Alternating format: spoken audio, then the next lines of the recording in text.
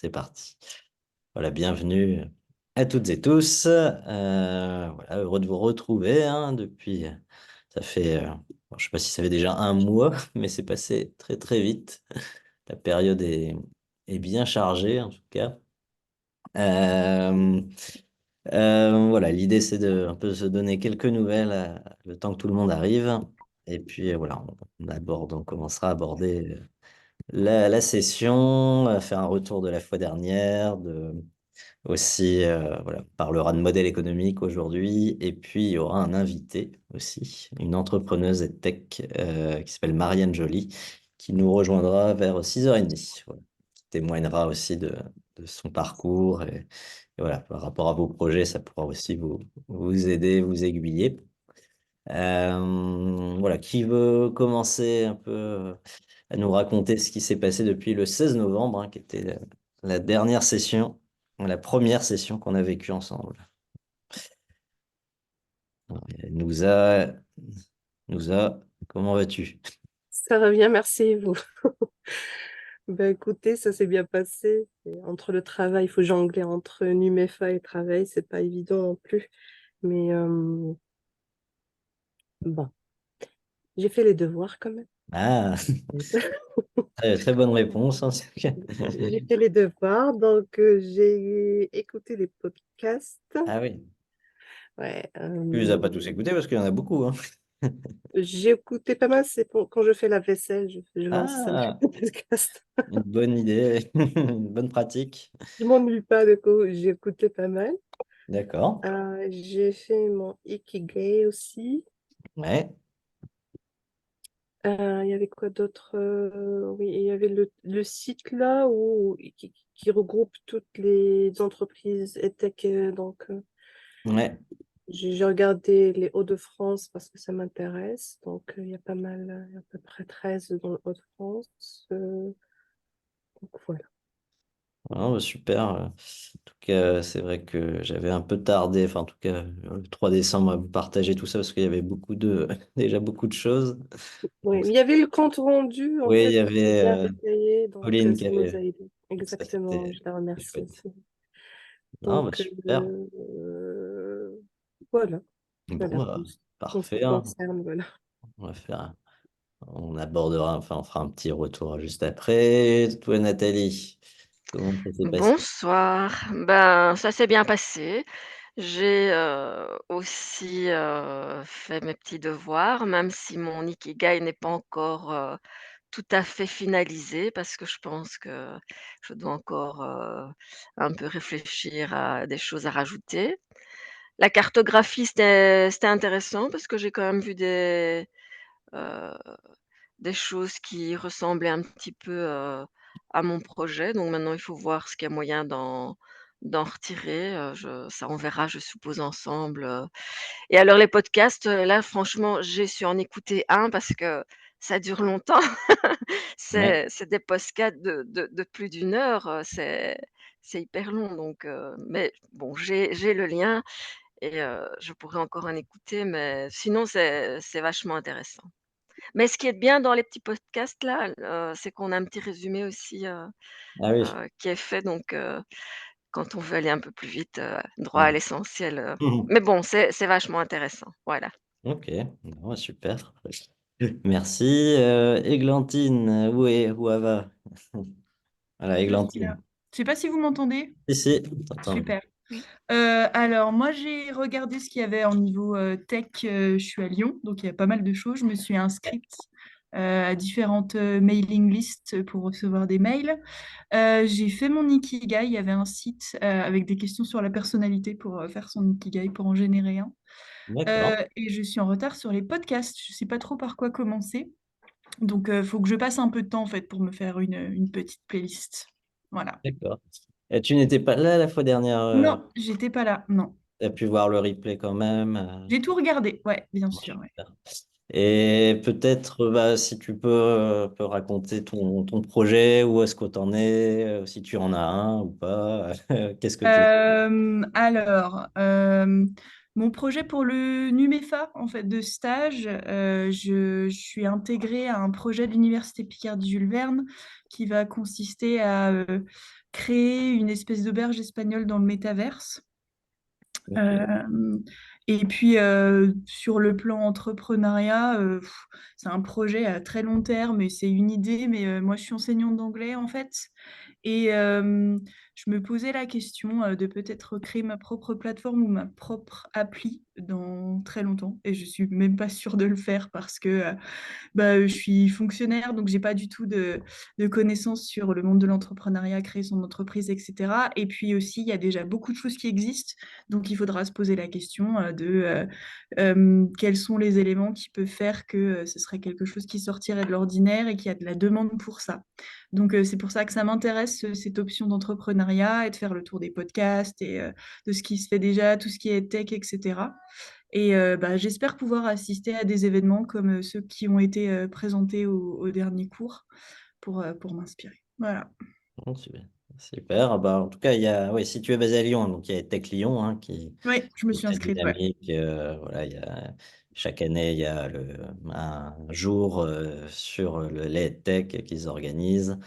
Et puis voilà, il y a un écosystème en tout cas qui est local, en tout cas localisé à Lyon, qui existe et qui est vivant. Donc ça, c'est bien. Et puis oui, donc c'est vrai qu'au fur et à mesure des séances, en tout cas, on abordera certains aspects de l'entrepreneuriat. Donc après, voilà, vous pouvez en tout cas prendre ce que vous voulez, et si c'est du court terme ou du long terme. En tout cas, voilà, ça pourra, voilà, en tout cas, ça sera une découverte aussi, une initiation sur certains outils. Donc, c'est parfait. Et donc, on a Ava également, Emma, pardon, qui est aussi avec nous. Oui, Est-ce que bon. tu nous entends? Ouais. Oui. Est-ce que vous m'entendez? Bonsoir. Ouais, ouais, c'est bon. C'est bon? Oui, là, je suis pas très visible. Enfin, je suis dans la voiture, du coup, ce soir, c'est un peu particulier. Désolée, mais je peux vous suivre. Voilà. Et alors, concernant ce qu'il y avait, alors pour l'ikigai, je l'avais déjà fait début septembre. Du coup, ça m'a permis de le reprendre Hmm. et d'affiner davantage sur ce que j'aime, ce qui peut être utile pour voilà, ce qui peut permettre d'être rémunéré et aussi il y a un autre plan, c'est ce que je maîtrise. Et oui, ça permet de revenir dessus, ça permet de voir que au fil du temps, notre réflexion, elle s'affine et on arrive à mieux cerner certaines choses de nous. Enfin, en tout cas, moi, j'arrive à mieux cerner certaines choses par rapport à ce que j'envisage de faire dans la formation et en lien avec les nouvelles technologies. Et tu avais participé déjà à la première session? Oui, Ah oui, donc c'est, rappelle-moi, parce que c'est Aurélia c'est Aurélia, d'accord. et Va, c'est un pseudo. Ok, ok, ok. Mais voilà. Oui, j'avais participé. Ah d'accord, ça marche. Super. Et rappelle-nous ton projet. Le projet, c'est là, d'évoluer professionnellement. Là, à la base, je suis professeure des écoles, Ouais, enseignante en primaire, et de travailler plus comme responsable de formation voilà, et tu es basé où? à Saint-Étienne, À Saint-Étienne, dans ok. la Loire. Mm. Ok, ok. Ok, super. Et j'ai commencé aussi à regarder en effet la cartographie avec les entreprises. Il y en a, Ouais, il y en a plus sur Lyon en effet que sur Saint-Étienne. Et il y en a à Grenoble aussi, j'ai vu. ouais, Donc, voilà, je vais continuer d'affiner. Et pour le podcast, j'en ai écouté un et effectivement, c'était intéressant. Mais c'était un petit peu long. ouais. Ouais. Donc, c'était en lien avec l'éducation et c'était deux personnes qui, justement, ont développé l'une pour une application pour faire découvrir par le biais des histoires inventées, de permettre de créer un climat de classe plus apaisé, plus zen. Et une autre, c'est beaucoup associé à la petite enfance pour donner des outils à la fois aux assistantes maternelles, mais aussi dans les crèches et aux familles de connaître, enfin voilà, pour aider les parents dans leur rôle de parents et aussi les professionnels de la petite enfance. D'accord. Donc, c'était intéressant comment elles s'expliquaient leur parcours, comment elles en sont arrivées à développer, et puis enfin, comment elles apprécient aussi d'être accompagnées par Passerelle, le dispositif. Ah oui. Enfin, ouais. Alors justement, Marianne qui va nous rejoindre est accompagnée justement par le dispositif Passerelle, donc elle pourra aussi, en tout cas, vous pourrez vous poser vos questions à ce sujet. Ce que je vous propose, je vais vous partager en tout cas un lien pour prendre une prise de notes collaborative comme avait fait Pauline, comme ça, voilà, dans le chat, vous pouvez en tout cas voilà, contribuer, ce qui nous permettra à la fin d'avoir une prise de notes. Hop. Donc, ça et tata. Voilà. Comme ça, voilà, on peut noter. Alors, je vais aussi, ouais, passerelle, tech.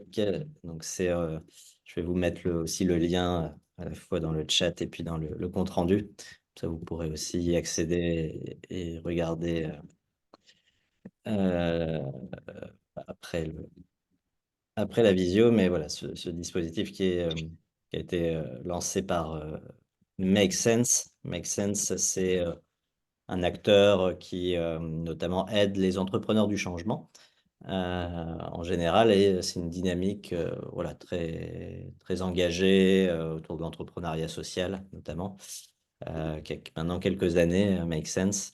Et voilà, ils organisent, enfin, voilà, c'est international comme organisation, et c'est beaucoup, ouais, il y a beaucoup de jeunes qui, en tout cas engagés sur ces sujets qui y participent. Et voilà, Make Sense a une communauté dans l'éducation. Donc il y a aussi des vidéos. Marianne pourra aussi vous en parler parce qu'elle en fait partie. Et voilà, Make Sense est associé à la Banque des Territoires, voilà, qui est en France voilà, une banque qui finance avec la Caisse des dépôts. Enfin, ça fait partie de la Caisse des dépôts et ça permet justement de financer des projets en lien, notamment avec le territoire, la lutte contre les inégalités sociales et les fractures territoriales. Et donc, voilà, ils sont associés pour créer cet incubateur ou en tout cas ce programme d'accélération. Là, on est plus sur des projets un peu matures qui voilà, sont boostés, on va dire, par ce programme. Et donc, ouais, Marianne pourra aussi vous en parler, mais voilà, vous avez le lien en tout cas pour regarder. Très bien. Et ben peut-être avant d'accueillir Marianne là, dans une douzaine de minutes, ça peut être intéressant d'avoir un retour justement sur votre Ikigai. Voilà, est-ce que vous voulez, quelqu'un veut le partager ou bien voilà, ou du moins, voilà, est-ce que c'était facile, difficile? Est-ce qu'il y a des points, en tout cas, euh, à réaborder? Ou voilà, c'est assez clair, mais forcément, comme l'a dit Nathalie, hein, c'est tout au long de la vie. Et là, comme on l'a dit aussi, hein, de pouvoir revenir dessus au fur et à mesure, forcément, ça peut évoluer et il n'y a pas de bonne ou de mauvaise réponse, bien entendu. Mais voilà, c'est toujours bon de faire des points à des instants donnés pour mettre à jour cela. Alors, voilà, je vous laisse un nous donc Églantine a partagé dans le chat son Ikigai. Ah, c'est très beau, hein, T'as utilisé quel outil, Églantine? Alors, très franchement, le premier site Google qui me proposait quelque D'accord. chose, au dernier cours, il avait été dit, il faut peut-être un peu solliciter son entourage et tout, pour savoir, enfin, je sais pas pour les autres, mais pour moi, c'est compliqué de savoir au niveau de ma personnalité, ce que je préfère, comment on me définirait, quelles sont mes qualités, etc. Donc là, il y a juste à répondre à des questions sur quelles sont les situations qu'on préfère, à quoi on serait le plus performant, qu'est-ce qu'on préférerait faire même si on n'était pas particulièrement bon. Euh, je trouve le résultat assez intéressant. Le problème étant qu'il y avait beaucoup de questions et de situations en rapport avec l'enseignement. Et étant enseignante moi-même, même en essayant d'être objective, etc., je me tournais quand même plus facilement vers les situations en rapport avec l'enseignement. Donc, bah, mon ikigai est quand même un peu influencé par ça et les matières plutôt littéraires qui ont un rapport avec mes études. Donc, bah, voilà, quand je lis et interprète la langue orale ou la langue des signes ou ce genre de choses, bah oui, mais ça peut influencer mon parcours dans l'entrepreneuriat. Mais,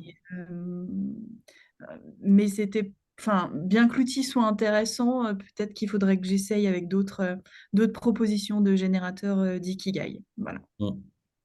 Ouais, ou même déjà de le faire en brouillon, de lister avant de... Ça doit être la peur de la page vide, mais je Mhm. savais même pas par quoi commencer, en fait. D'accord. Non, mais c'est vrai que les questions, ça peut aider effectivement de guider le processus. Voilà. C'est vrai que ça Beh, peut. j'ai utilisé le même outil en fait, mais D'accord. ça donne un résultat tellement bizarre que je me suis dit que j'allais devoir le refaire autrement. Bah oui, le Je mien aussi, mais c'est toujours intéressant de... Peut-être qu'il y a des sites qui sont plus intéressants, je sais pas. oui, je sais pas, moi, il marquait à un moment donné, qu'est-ce qu'il marque là? Que ma profession est prendre du bon temps et m'amuser tout en accomplissant une tâche donnée. Ouais, moi aussi, dans un autre contexte, on se demande un peu de quoi on parle, effectivement. Alors je me suis enfin voilà, c'est drôle et puis c'est très long, il y a vraiment beaucoup, beaucoup de questions. Heu et je m'attendais à quelque chose de plus large, mais ici, en fait, ils mettent plic-ploc, plusieurs trucs qui sont apparus et je trouve que ça fait pas trop de sens, donc je pense que je vais le recommencer, sur papier, voilà. Mais c'était quand même très très intéressant de voir le genre de questions qu'ils posaient, mais ça allait dans tous les sens. D'accord. Ça marche. Alors peut-être une question rapide pour Églantine, mais c'est vrai que là, je vois sur la langue orale et les traductions. Est-ce que ouais, tu utilises aussi déjà des outils d'intelligence artificielle générative par rapport à ton métier ou pas du tout? Oui, ChatGPT, je commence à m'y mettre hein, pour reformuler des choses, complexifier des questions ou raccourcir des textes.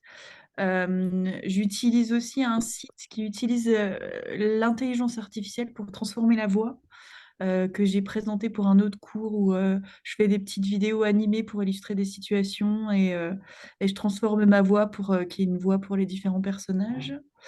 Et c'est à peu près tout pour l'instant. J'en suis aux prémices de l'intelligence artificielle.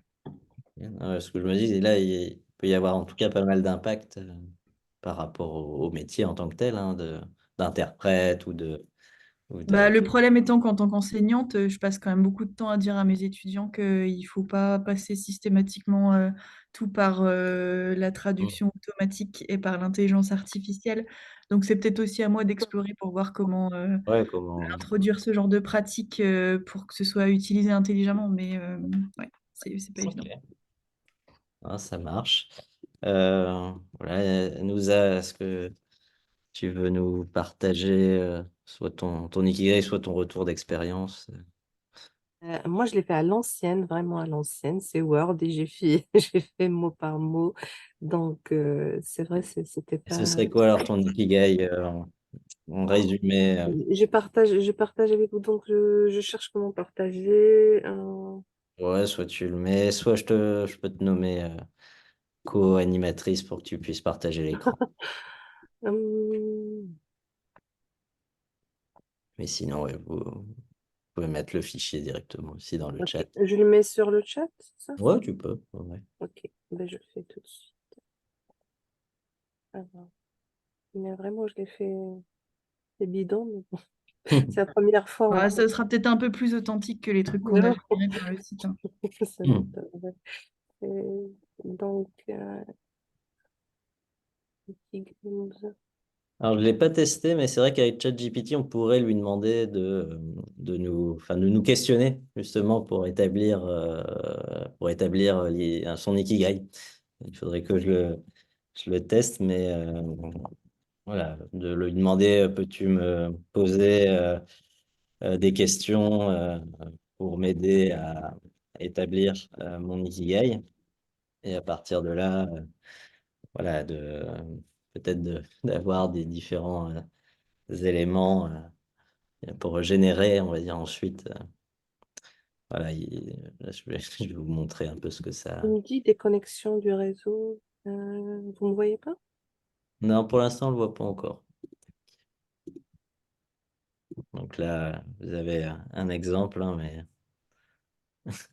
voilà, il vous génère les questions relatives à mon Ikigai. À mon avis, si vous répondez avec les questions associées, on pourrait lui demander de générer ensuite, bah voilà, à partir de ça, qu'est-ce que tu en penses?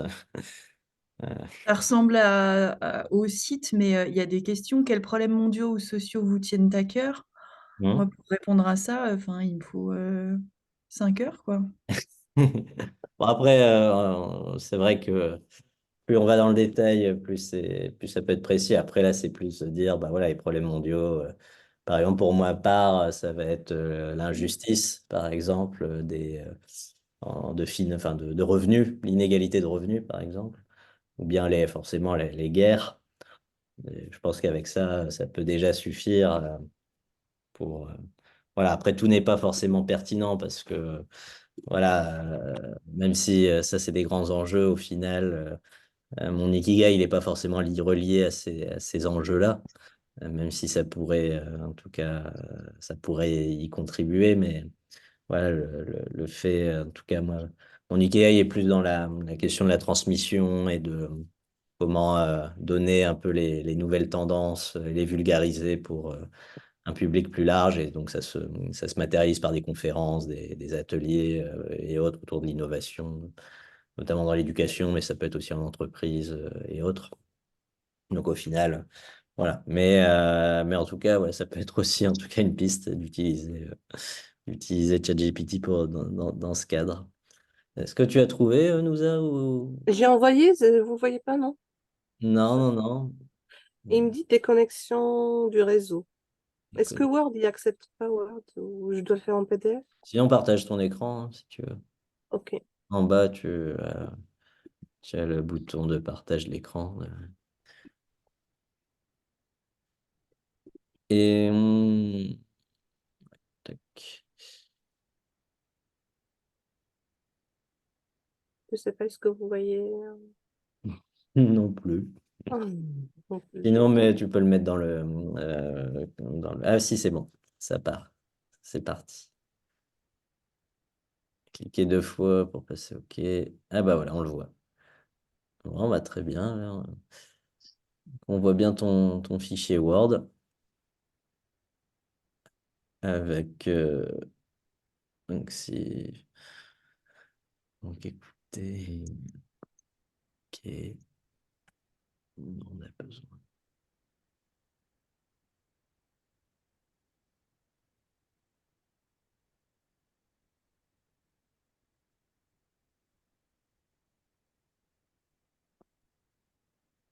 OK, donc là, tu as mis un peu ouais, quelques mots-clés, on va dire, liés à ton activité. Après, c'est vrai que l'enjeu, ce serait comment le cœur de l'ikigai, tu arrives à le mettre en une phrase, finalement.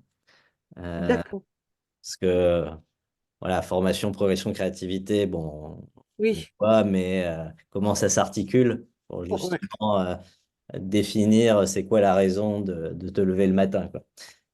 Et qui te permet d'en vivre, de développer tes talents, de faire ce que tu aimes et qui contribue euh, au bien commun. Donc il y a un peu voilà, cet On va enjeu travailler. ensuite de comment, parce qu'on va pas retenir l'ensemble de l'ikigai, hein, forcément. Mhm. Il y aurait trop de choses, par contre, d'arriver en tout cas à le synthétiser ensuite en une phrase qui va être un peu notre vocation, notre raison d'être. Bah voilà, c'est Vous- intéressant. En tout cas, ça peut être plus facile à retenir et à se le rappeler, on va dire, soit, soit tous les jours, soit en tout cas régulièrement pour pas perdre le fil. Euh, Même si, voilà, c'est pas forcément évident, mais voilà, d'arriver à essayer de le formuler, quoi. Exactement. Ouais, c'est la première fois que je connaissais pas en fait l'ikigai, donc c'est la première fois. Donc c'est sûr, c'est à retravailler. Mais Non, bah, c'est déjà, en tout cas, bien. En tout cas, il y a déjà pas mal d'éléments, donc c'est une bonne base, je pense, bon. pouvoir se baser. Euh, et toi, Aurélia, tu avais aussi réussi à faire l'exercice, Je l'ai fait, mais je l'ai pas schématisé en fait. J'ai complété les les domaines questions. et après, oui, ça reste des verbes. Enfin voilà, c'est plus sous forme de verbes. J'ai listé en fait des éléments et après, pour recentrer, comme vous dites, en synthétisant sur une phrase pour dire, bah, voilà, l'élément central, là, je pense qu'il y a encore besoin d'affiner les choses, oui. D'accord. Ouais, alors c'est vrai qu'après on peut aller loin parce que c'est vrai qu'il y a beaucoup de questions et on peut vraiment rentrer dans le détail.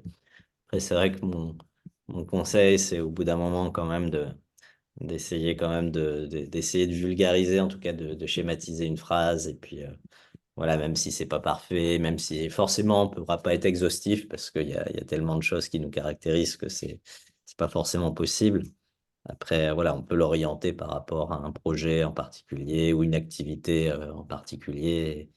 Euh, et puis de voir un peu le niveau, parce qu'il y a forcément le macro-niveau qui va être, voilà, par exemple, de mon côté, je vais être entrepreneur optimiste, porteur de sens, donc ça, c'est vraiment quelque chose de très général. Et puis ensuite, on va essayer de trouver des, voilà, des sous-activités, des sous-thématiques, comme voilà, le fait de pouvoir transmettre et vulgariser le monde qui vient, par exemple, pour être une forme d'ikigai. Et donc, voilà, ensuite, peut-être d'avoir plusieurs sous-ikigai, on va dire. Pour, mais en tout cas, voilà, il peut y avoir différents niveaux et échelles. Ça marche. Est-ce que vous avez des questions? En tout cas, ça vous paraît assez clair sur l'outil, vu Il y a la... des exemples d'ikigai qui pourraient nous inspirer. Alors, bah, certainement, si vous tapez, à mon avis, exemple d'ikigai, vous allez trouver pas mal en tout Moi, je cas, voulais dire dans le domaine de l'entrepreneuriat, de ah. l'ingénierie pédagogique, Alors, moi, j'aime des bien. stars de l'ingénierie pédagogique. Alors, il y a François Tadei qui a pas mal travaillé le sujet. Donc, peut-être que ce qu'il a partagé, il y aurait des exemples, on va dire, d'ikigai. Après, moi, j'aime pas mal l'ikigai, mais qui est pas d'une personne, mais qui est d'une organisation, qui est l'ikigai de la Maison de l'Apprendre. Je vais essayer de vous le partager euh, parce que voilà, c'est assez original en tout cas, il l'avait réalisé. Donc, je vais vous le partager ici. Hop. Donc là, vous avez un exemple hein, où donc la Maison de l'Apprendre c'est basé à Lyon. Donc, donc ça, c'est pas mal pour toi. Églantine, je te conseille aussi vraiment pour le coup de les contacter parce qu'eux, ils sont très en avance sur notamment les territoires apprenants, l'écosystème apprenant. En tout cas, c'est il y a beaucoup de membres et l'idée, c'est de faire des projets vraiment transversaux et Eh innovants. ben, super, je vais regarder. Merci. Et donc, eux, ce qu'ils aiment, bah, c'est permettre à chacun d'être auteur de sa vie et acteur de la société. Ce à quoi donc, leur talent, c'est de sensibiliser, fédérer, accompagner et s'aimer. Et donc, ils sont soutenus, notamment, bon, c'est une asso, ils sont financés par des financeurs, mais leur capacité à décloisonner les approches et à structurer et à les structurer pour plus d'impact social. Et donc, le monde a besoin d'une société responsable et durable. Et donc, voilà, ils travaillent sur ces notions de territoire apprenant, ce pourquoi ils sont financés et ce pourquoi le monde a besoin. Et donc, c'est des tisserands, leur métier. Finalement, ils tissent des liens entre acteurs. Donc, ça, c'est aussi leur métier. Et puis, ils sont bons pour ça. Ensuite, la passion, le pouvoir d'apprendre, hein, ça, c'est vraiment leur conviction, leur talent, en tout cas et leur passion. Et puis la mission, voilà, en tout cas la vision, c'est le pouvoir d'agir, hein, l'empowerment. C'est ce sur quoi ils visent. Et donc tout ça fait finalement des choses en intelligence collective, avec une recherche d'impact pour le bien commun. Et donc c'est ça qui constitue donc voilà un exemple, on va dire, d'ikigai, mais appliqué à une organisation. Euh, donc je pourrais aussi vous partager Maison de l'apprendre sur dans le chat et puis dans le compte rendu. Maison de la Pomme.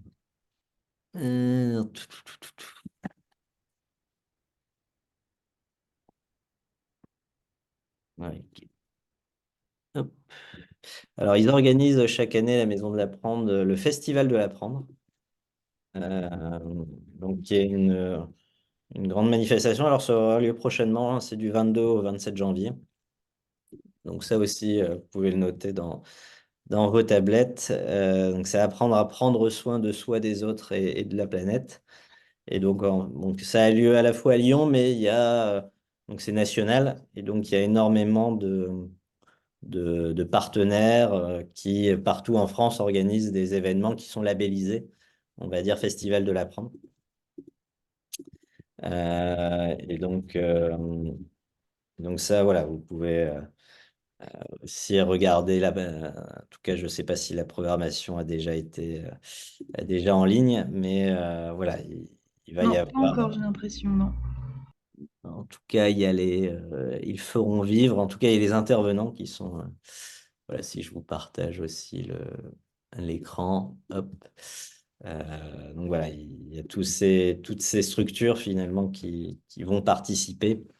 Euh, donc à la fois des startups, à la fois des assos, des réseaux Ashoka. Bah, il y aura aussi un atelier sur les ikigai, hein, proposé par Awake.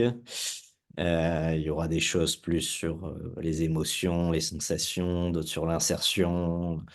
Enfin bref, c'est vraiment très, très, très large en termes de structure. Il y a de l'entrepreneuriat aussi social, voilà, des outils, etc.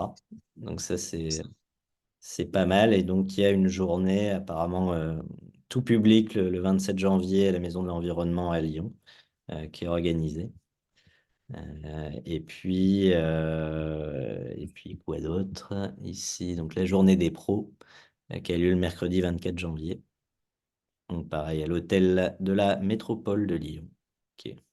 Donc il y a toute une programmation aussi qui est proposée. Donc ça a été voilà, créé par Tiffaine Bonnet et Angélique Figari, voilà, qui vont intervenir aussi à cette occasion.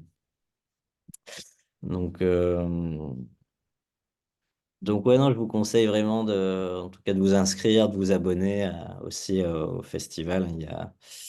Alors, je sais pas si, ouais, en bas à droite, vous pouvez vous inscrire à la newsletter. Et c'est vrai que c'est assez, en tout cas, reconnu comme initiative pour un peu faire évoluer, faire bouger les choses autour de l'entrepreneuriat. Euh, voilà.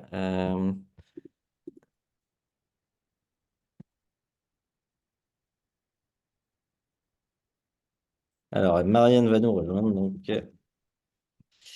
euh, je vais lui donner le bon lien. Donc je vais lui envoyer le lien de la conférence pour qu'elle nous rejoigne. Hop, voilà. Hop. Voilà. Donc, ouais, elle va nous rejoindre d'ici 1 minute. Donc voilà, Marianne, elle est basée à Lille. Donc ses bureaux sont dans la Pleine Image à Tourcoing, qui est l'espace également où j'ai mon entreprise. Je vais vous partager aussi son projet, c'est Corneille App. Donc Corneille, c'est apprendre à lire en s'amusant. Donc je vais vous le mettre dans le chat également, comme ça vous pouvez déjà un peu regarder ce que fait Corneille. Euh, tac. Donc c'est Marianne Joly. Hop. Et donc, Marianne, elle a aussi un passé dans l'édition jeunesse. Euh, avant voilà, de créer son entreprise, je vais vous partager également son LinkedIn. Comme ça, voilà, vous pouvez revoir un peu son parcours, hein, mais elle a été professeure de FLE également, donc sur les langues étrangères. Et puis voilà, elle s'est lancée dans le monde de l'édition avant de cofonder Corneille. Donc c'était en 2018 déjà, donc ça fait bientôt 6 ans qu'elle s'est lancée dans la création d'entreprise, donc avec un peu de bouteille, hein, depuis le temps. Parce que voilà, quand on entreprend et qu'on est dans l'action, c'est là voilà, qu'on essuie un peu les pots cassés et qu'on apprend énormément aussi. Voilà. Donc je vous ai partagé voilà, Corneille, donc ça c'est bon. Je vais voir où est-ce qu'il y a. Je vous laisse un peu déjà regarder. Tac, les liens que je vous ai envoyés.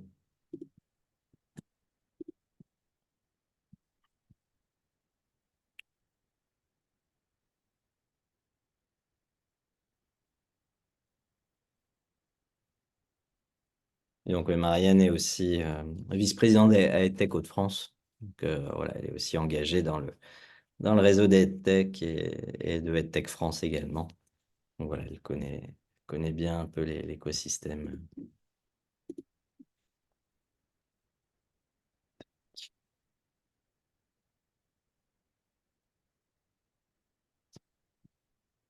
Euh, tac.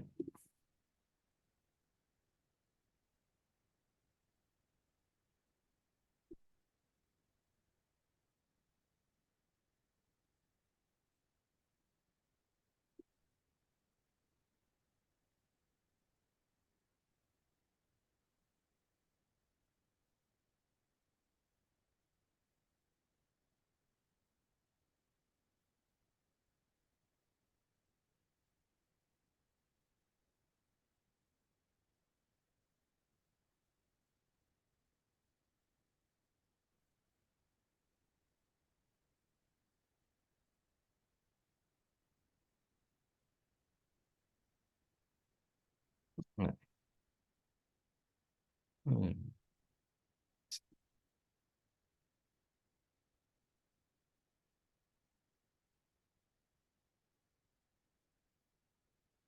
C'est une application en lien avec la lecture. C'est ça, en gros, donc c'est pour adapter pour vraiment les enfants, hein, je dirais de quel âge? Ouais, de 3 à 8 ans. Donc c'est une application ludique et interactive, vraiment pour apprendre vraiment à l'écriture, en tout cas. Euh, si je lis là, ouais, la lecture, et puis il y a aussi, je pense, des initiations à l'écriture. Et donc en tout cas, il y a tout un univers avec des animaux qui ont été développés. Et où les enfants, voilà, il y a des sonorités, donc il y a toute une partie audio, ils doivent choisir les syllabes, etc. Mais voilà, Marianne nous rejoint. Bonjour Marianne. Salut, désolé, j'avais pas du tout vu ton lien en fait. Ah, pas de souci. Je me disais, où L'essentiel, est-il? c'est que tu sois là. On a, voilà, autour de la table, Églantine, Nathalie, Nouza et Aurélia voilà, qui découvrent Bonjour. un peu Bonsoir. Bonsoir. le monde de l'entrepreneuriat. Et puis voilà, on est enregistré, donc il y aura aussi pour les autres étudiants qui ne pouvaient pas être là ce soir, pouvoir bénéficier un peu de ton témoignage. Voilà, j'ai un peu introduit, présenté, voilà, donc. Super. Alors, qu'est-ce que vous voulez savoir? Tout ce que vous avez toujours voulu savoir sur la tech. Donc, vous êtes toutes, du coup, vous êtes toute une assemblée de femmes en début de parcours, j'imagine, c'est ça, au stade de l'idée. Voilà, il n'y a pas C'est ça. forcément à court terme, en tout cas, la création d'une entreprise, même si voilà, certains se posent la question. Mais voilà, en tout cas, l'idée du DU Numefa et là, du parcours entrepreneuriat, c'est vraiment de découvrir Ok. voilà, Ok. l'écosystème et peut-être demain de se Il y a des lancer. vocations. Après, il y a certains étudiants qui ont là vraiment un projet en tête, mais voilà, la majorité, c'est plus pour découvrir. Ok, alors du coup peut-être pour faire un petit retour plus sur mon parcours et la création de Corneille, je vous fais un petit retour d'expérience, témoignage et puis vous m'arrêtez si je dis des bêtises ou si vous voulez me poser des questions. Donc du coup moi je m'appelle Marianne Joly, j'ai cofondé Corneille il y a... Alors on a commencé à travailler sur l'idée en 2018 et on a lancé la solution en 2022, enfin une bêta en 2021, mais la solution en 2022. Donc l'idée, elle est venue de mon associée Anna, qui avait ses enfants qui étaient scolarisés en anglais. Et elle, sa langue maternelle n'étant pas le français, elle est roumaine, elle s'est dit, mais comment je peux accompagner mes filles dans la lecture? Et à l'époque, elle a cherché une solution numérique pour accompagner ses enfants, elle ne l'a pas trouvée. Donc on se connaissait, nous toutes les deux, auparavant, on était amies, et on s'est rejoints sur ce projet. Donc on a deux profils très différents. Anna, elle est polytechnicienne, elle a travaillé vraiment dans la fusion-acquisition, dans les chiffres et dans des grosses entreprises. Et moi, j'ai un profil plutôt complètement littéraire. J'ai un parcours, enfin, j'ai fait des études littéraires, j'ai été éditrice de livres pour enfants et j'ai enseigné le français langue étrangère parce que j'ai habité à l'étranger 5 ans. Euh, Moi, à titre personnel, j'ai toujours accompagné des personnes en situation d'analphabétisme ou d'illettrisme. Donc voilà, la lecture, c'est mon dada, c'est mon sujet. Et donc quand elle est venue me parler de ce projet, forcément, ça a résonné parce que c'était en lien un peu avec l'enseignement d'une part, avec ma mission personnelle sur la lecture et puis avec mon travail d'éditrice de livres pour enfants. Voilà, qui est un peu ma passion. Donc ça, c'est un des premiers points, je crois, dans les tech. Il faut quand même être passionné parce que c'est pas toujours des secteurs qui sont très évidents. Donc il faut avoir envie faut avoir envie de porter son sujet. Et en tant qu'entrepreneur et puis après chef d'équipe, on le porte personnellement. Donc, c'est un des premiers conseils que je donnerais. Je pense que Chris, tu me rejoins. Voilà, il faut être passionné de son sujet et avoir envie de porter à bras le corps parce que c'est quand même beaucoup d'investissement de temps et d'énergie quand même. Et puis, tant que la solution n'est pas très connue, en fait, on représente beaucoup cette solution personnellement. Voilà, je pense que le premier secret, c'est d'être convaincu de son sujet et d'avoir envie de le porter. C'est la première chose, c'est l'envie, en fait, l'envie et puis quand même un peu la passion, quand même. Donc, nous, on a été incubés à la Pleine Image, à Tourcoing, où on a trouvé tout un tas de compétences. On a questionné le business model, on a aussi fait rentrer dans l'équipe des compétences qu'on n'avait pas du tout en game design, en pédagogie, en développement. Voilà, on n'avait pas du tout ces compétences en interne. Donc la Plaine a été un très bon catalyseur de talent, on va dire, et de très bons conseils. Donc ça, ce serait le deuxième conseil.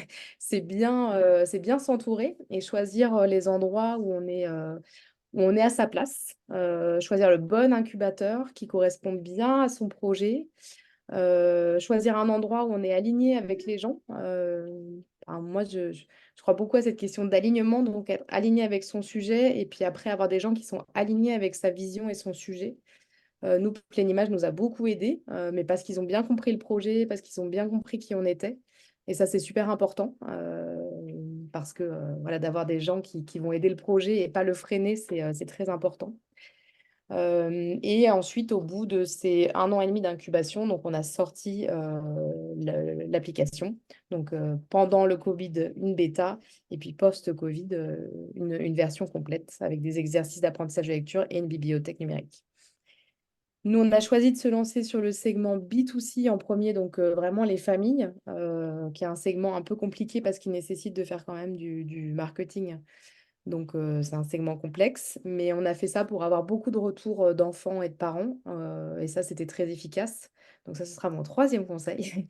C'est c'est vraiment développer un produit, une solution avec ses utilisateurs, parce que parfois, dans la conception du produit, on s'éloigne beaucoup de son utilisateur. En tant qu'adulte, quand on met en place des solutions, notamment pour les enfants, non, moi je parle beaucoup pour les enfants parce qu'on s'adresse à des 3 à 8 ans pour l'instant. Parfois, on a des conceptions d'adultes qui ne sont pas du tout des conceptions d'enfants. Donc parfois, on se dit que c'est hyper bien cet exercice, il est hyper bien conçu, mais en fait, les enfants, ils trouvent ça hyper ennuyeux. Et en fait, dès qu'ils l'utilisent en 2 secondes, parce que ça, c'est la magie des enfants, hein, en 2 secondes, ils ont essayé un truc, on sait tout de suite si ça marche ou si ça marche pas. Bah donc en fait, eux, ils aiment pas du tout parce qu'en fait, on s'est pas du tout mis dans la peau d'un enfant. Donc ça, c'est un écueil qu'il faut vraiment éviter, d'oublier en fait qu'on est en train de faire une solution pour quelqu'un, donc pour un enfant, pour un enseignant, pour un étudiant. Faire régulièrement, nous, on a la pratique de faire régulièrement des focus group, d'aller interroger des enfants, d'aller interroger des parents, d'aller regarder des enfants.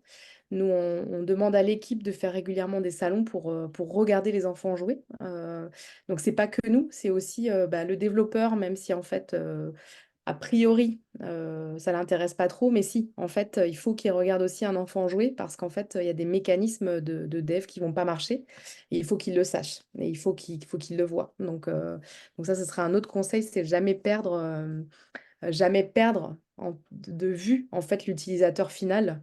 De même pour des solutions classe, parfois on n'est pas dans la peau d'un enseignant et en fait on ne se rend pas compte des freins qu'il a en classe, d'installation numérique, de hiérarchie, de 12 milliards d'activités qu'il doit faire dans une journée. Parfois on s'en éloigne. Il faut jamais oublier de toujours revenir à son utilisateur. Donc on a lancé un B2C, je fais un grand... Et après on a décidé d'aller sur le marché des écoles, qui est un marché qui est quand même très compliqué.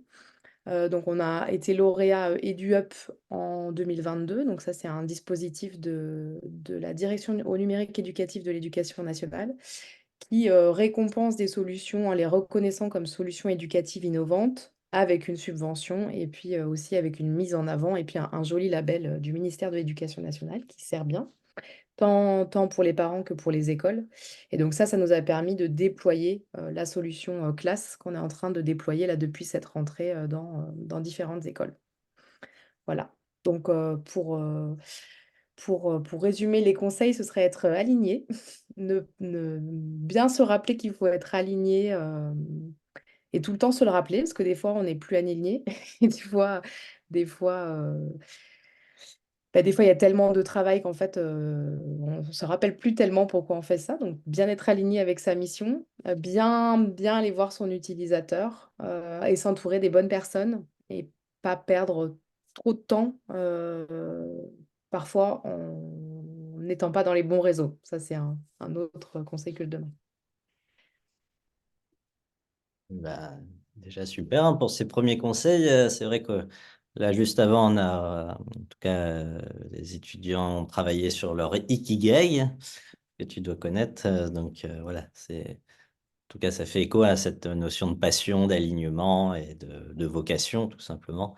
Et c'est vrai que voilà, créer une entreprise, notamment dans l'éducation, c'est pas de tout repos. Donc il faut justement être très aligné pour trouver l'énergie nécessaire. Après, voilà, en tout cas, j'ai noté hein, aussi la notion d'accompagnement, hein, parce que forcément, voilà, on n'a pas, enfin, tout seul, déjà, bon, trouver des associés, ça peut être aussi une bonne pratique. En tout cas, de vivre l'aventure à plusieurs, ça peut être déjà beaucoup plus, je dirais, intéressant parce que forcément, sinon on est seul et c'est pas évident, hein, même quand on est chef d'entreprise, de prendre des décisions.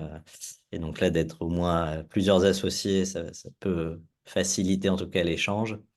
Et puis voilà, d'être accompagné par voilà, plein de structures qui existent. Alors, on découvrira au fur et à mesure des sessions, hein, des acteurs de l'accompagnement, hein. Mais en tout cas, voilà, il y a cette idée, hein, tu pourras, Marianne, évoquer peut-être Passerelle aussi, et comment Ouais.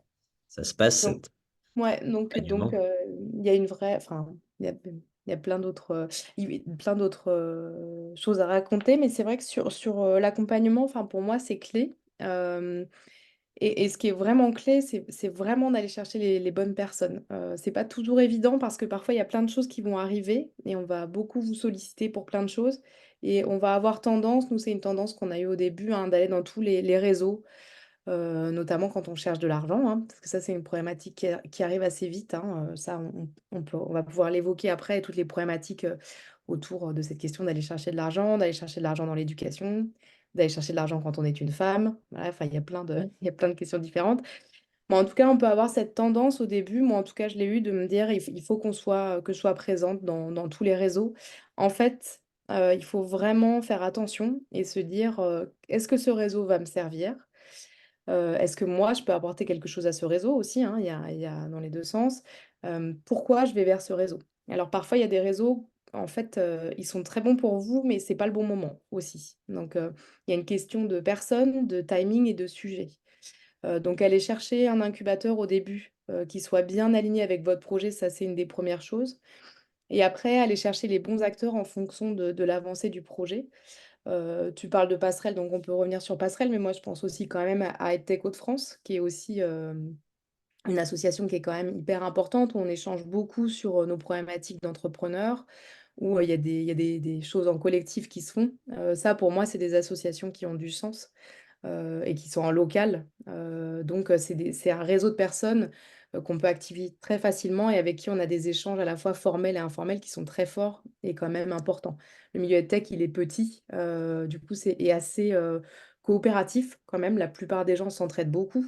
Donc, il y a énormément de choses à prendre dans ces réseaux. Passerelle, donc nous, en termes d'accompagnement, on a fait Pleine Image.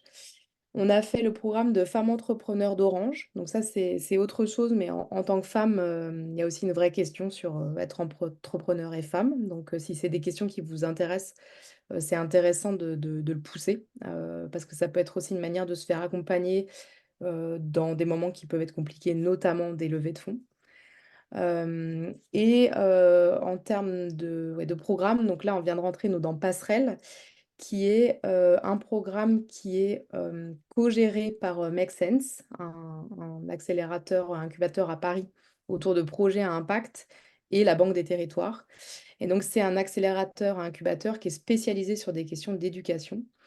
Et on parlait de timing tout à l'heure. Nous, on avait candidaté à la promo 1, mais on n'avait pas été retenu parce qu'on n'était pas assez avancé sur tout ce qui était école. Et donc, on est dans la promo 2 cette année. Et en fait, heureusement qu'on est cette année parce qu'en fait, c'était effectivement le bon timing cette année. Au moment où on a vraiment une implantation école, ils viennent vraiment soutenir notre effort et nous aider à structurer l'effort commercial sur ça. Donc, donc bien vous tenir au courant des différents acteurs qui peuvent vous accompagner. Et puis questionner, en fait, questionner des personnes qui ont fait le programme. Nous, on fait toujours ça. On demande, voilà, tu as fait ce programme, est-ce que c'était bien? Qu'est-ce que ça t'a apporté? Est-ce que ça t'a fait perdre du temps, gagner du temps? Il y a une vraie question dans la vie de l'entrepreneur qui est le temps. Enfin, moi, c'est mon vrai sujet. J'aimerais bien que mes journées aient 78 heures, mais ça marche pas. Donc, à un moment, il faut être efficace en fait. Il faut savoir si ce que je vais investir en temps dans ce programme, qu'est-ce que ça va m'apporter, qu'est-ce que ça va apporter à l'entreprise, qu'est-ce que ça va apporter au projet. Donc, est-ce que je le fais à la fin? Voilà. Donc ça, après, il y a toute une liste. J'imagine, Chris, tu vas partager de programmes d'accompagnement et on a de la chance d'avoir quand même quelques incubateurs dans la MEL et dans les Hauts-de-France Alors, tout le monde n'est pas en nous, les pas de Hauts-de-France, la hein. MEL. Mais en Mais tout cas, on a pourquoi? des... Pourquoi? Tout le monde n'habite pas dans le Nord, c'est pas possible. Non, mais en tout cas, il y a des étudiants qui sont sur Lyon, par exemple. Donc, c'est vrai D'accord. qu'il y a l'écosystème Lyon. Il y Il y a a un bel écosystème à Lyon, ouais. d'autres en Belgique. Et, Ouais. c'est vrai qu'on connaît moins l'écosystème belge, mais il y a forcément des réseaux aussi voilà, sur l'éducation en Belgique. Donc voilà, il y a un peu tout le monde qui suit en tout cas le DU en De distanciel loin, ok. ou en Belgique. Et donc, Ok. mais c'est vrai que, voilà, en tout cas, il y a ces notions d'incubateurs qui sont Ouais. justement ces espaces dédiés aux créateurs d'entreprises, alors qui ne sont pas forcément dédiés sur l'éducation, hein, et donc c'est bien de compléter avec d'autres réseaux. Mais voilà, il y a en tout cas ces acteurs de la création d'entreprises qui existent. En tout cas, voilà, on a évoqué EduUp, hein, qui est un des dispositifs de financement, qui est notamment sur la création de contenu numérique pour les classes, qui est aussi intéressant de préciser. Euh, Est-ce que vous avez des questions pour Marianne?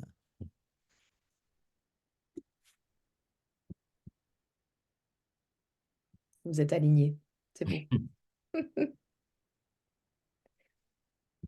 Non, pas de questions particulières par rapport à. Alors, ça peut être sur l'app Corneille, ou bien sur le parcours, ou bien sur le futur, hein, voilà. Ben, moi, quand même, j'ai une petite question. Ouais. Comment est-ce qu'on passe, du statut plutôt d'enseignant à un statut où on va créer des choses? Enfin, moi, je vois pas comment je vais pouvoir, j'ai des idées en tête, mais je vois pas comment je vais pouvoir les mettre à disposition, tout ce côté technique, je comment est-ce qu'on peut acquérir tout ça? Vous êtes enseignante? Oui, Oui. Alors là, je dirais que la clé, c'est vraiment s'associer, trouver les bonnes personnes. En fait, on ne peut pas avoir toutes les compétences soi-même en interne, c'est impossible, hein. Nous, on avait zéro compétence technique. Alors Anna, elle est ingénieure, donc elle avait quelques compétences de code, mais pas suffisamment pour coder une application. Donc là, le secret, c'est vraiment aller chercher le bon partenaire, même aller chercher quelqu'un qui va vous aider à formaliser le contenu, déjà, rien que ça. Et là, c'est le premier pas, c'est aller sortir de son idée et aller la partager avec quelqu'un pour qu'il aide à la mettre en forme. C'est déjà la première chose. Et après, c'est aller chercher les bonnes personnes. Euh, alors la question du développement technique, elle se pose tout de suite. Vous avez raison, hein, nous, c'est le premier poste qu'on est allé chercher à Pleine Image. C'est une des premières demandes qu'on a fait à Pleine Image. Mettez-nous en relation avec un développeur de qualité. Donc, encore une fois, il faut pouvoir s'adresser aux bonnes personnes pour que les bons profils sortent, parce qu'on n'aurait même pas été capable de recruter un développeur, en fait. On savait même pas recruter un développeur. Alors, maintenant, on sait, mais à l'époque, on ne savait pas. Donc, je pense que la clé, enfin, la réponse à votre question, c'est vraiment déjà aller trouver quelqu'un pour avoir un jeu de ping-pong sur formaliser l'idée. Déjà, vous, allez imaginer votre produit jusqu'au bout de vos rêves, je dirais. Enfin, en fait, il faut imaginer quelque chose de très grand. Et puis après, commencer, voilà, quelle étape je vais prendre et de qui j'ai besoin pour développer cette étape. Et trouver, en côté technique, trouver des personnes techniques qui peuvent vous conseiller. Je vous entends pas, Nathalie. désolée. Donc ça veut dire qu'on doit commencer avec du budget parce que demander de l'aide, Voilà. à des donc c'est un cercle vicieux parce que Alors ils ça, font voilà, c'est le sujet qu'on n'a pas abordé. J'allais vous dire, c'est le sujet essentiel qu'on n'a pas abordé, c'est les sous, c'est money money. Parce qu'effectivement, c'est un sujet qui arrive très vite. Et c'est un sujet très compliqué. Donc, pour vous répondre concrètement, parce que moi, c'est une réponse que j'aurais aimé qu'on me fasse. Nous, on ne s'est pas payé pendant 2 ans. Donc, ça veut dire que moi, j'ai continué à travailler en parallèle du développement de Corneille pendant très longtemps. Ça, c'est une gestion personnelle, mais je crois qu'il faut le dire parce que c'est la réalité du début d'un projet. Donc moi, comme j'étais en freelance dans l'édition, j'ai fait ce choix de répartir mon temps de travail à peu près 50-50. Mais alors après, ça, c'est très compliqué à gérer parce qu'en vrai, votre projet, vous le portez tout le temps. Donc en fait, c'est difficile. Il faut quand même manger, quand même. Donc au début, moi, et je pense que c'est la bonne solution. Je pense qu'il faut assumer les deux parce qu'en fait, le projet peut aussi ne pas fonctionner, en fait. Il faut rester avec cette potentialité et bon, voilà, toutes les situations sont différentes. Moi, j'avais besoin de travailler, donc voilà, pendant un temps, j'ai assumé les deux. Et il y a un moment où ça devient compliqué, en fait, parce qu'il y a un moment où le projet commence à prendre beaucoup plus de place que le reste. Et il y a un moment, il faut faire un choix. Voilà. Donc, nous, c'est le moment où on a pu commencer à se salarier, mais c'était un peu une condition sine qua non parce qu'en fait, vous le soulevez, en fait, il y a on va dire, il y a le côté glamour de l'entrepreneuriat, et puis il y a la réalité de nous en tant que personne et du fait quand même qu'on doit gagner de l'argent. Et pour le coup, on va pas se mentir, on gagne jamais beaucoup d'argent. En tout cas, je pense qu'il faut pas se lancer dans l'EdTech si on a envie de devenir Bill Gates, je pense. Enfin, faut quand même être réaliste sur ça, hein. C'est pas des professions où on va gagner des salaires incroyables. Mais en général, on le fait pas pour ça. Donc, il y a un équilibre au début à trouver entre votre activité du moment et ce que vous allez développer. Et après, sur la question purement pragmatique d'aller chercher de l'argent, nous, on est allé chercher de l'argent d'abord en local. Donc, on n'avait pas le droit, ni Anna ni moi, on touchait le chômage, puisqu'on était toutes les deux. Donc, moi, j'étais freelance, donc je ne touchais pas le chômage. Vous pouvez, dans le cadre, vous pouvez toucher l'ACRE, vous pouvez toucher le chômage. Vous pouvez avoir, nous, dans le Nord, on a des bourses particulières pour les gens qui sont chômeurs aussi, s'ils démarrent une entreprise. Donc, ça peut aller se chercher aussi. Moi, je ne l'ai pas fait, donc je ne sais pas comment on le déclenche, mais ça existe. Et après, nous, on est allé chercher du fonds sur le CNC régional dans le Nord qui s'appelle Pictanovo. Donc, on a soumis des premiers dossiers pour injecter de l'argent pour payer les développeurs, parce que c'était ça le sujet. Nous, on pouvait enfin, travailler gratuitement, on va dire, parce que c'était notre projet qu'on développait. Par contre, vous ne pouvez pas ne pas payer quelqu'un pour faire un projet, ça paraît évident. Donc ça, vous pouvez aller chercher de l'argent, en général de manière locale, pour aller payer d'autres personnes pour développer un projet. Ça, nous, en fait, dans le Nord, on peut le faire. L'étape d'après, au niveau financier, nous, ça a été d'aller chercher du prêt d'honneur. Donc là, c'est un autre niveau parce que c'est un niveau d'engagement personnel. Donc le prêt d'honneur, c'est un prêt à taux zéro qui est donné. Donc nous, dans le Nord, on a un organisme qui s'appelle Au Défi. Il faut passer tout un tas d'entretiens, un comité, donc c'est pas non plus si facile que ça. Il faut montrer que le projet est poussé, il ne donne pas le prêt d'honneur aussi facilement, et c'est du prêt. Donc c'est quelque chose qu'il faut rembourser ensuite. Il faut le savoir parce que ça peut être aussi une complexité après personnellement si vous avez d'autres prêts à faire de manière personnelle. Et puis après, nous, on est passé dans l'autre étape encore, qui était l'étape de levée de fonds. Donc ça vous arrivera dans plus longtemps, hein, c'est quand même quelque chose qui arrive après. Et ça, c'est une autre paire de manches. Et Donc c'est ça, pas obligatoire non plus. c'est pas obligatoire non plus. On peut, toi, tu l'as pas fait, Chris, d'ailleurs. Non, non, j'ai jamais levé de fonds. Ouais. Voilà, c'est pas obligatoire. Nous, on l'a fait parce qu'on avait besoin de recruter et on avait besoin de grossir. Donc, on l'a fait. C'est pas une étape obligatoire, mais c'est une étape qui permet de faire rentrer des fonds à un moment plus fort. Après, vous avez aussi tout ce qui est dispositif BPI, dispositifs régionaux, qui vous permet quand même au début d'avoir une quantité d'argent assez conséquente pour employer des gens pour développer. En tout cas, nous, au début, on a eu suffisamment de fonds entre Pictanovo, les aides régionales, de la BPI, pour développer la version bêta. On a fait la levée de fonds, on avait déjà lancé l'application, en fait. Donc, et comme a dit Chris, ça dépend tout à fait des géométries des entreprises. Il y a des entreprises qui ne font pas de levée de fonds. Après, ça, c'est des choix qui ne font pas non plus de prêts bancaires. Ça, c'est des choix de stratégie d'entreprise. Et la levée de fonds, Merci. c'est un autre exercice. Voilà. On apprend beaucoup.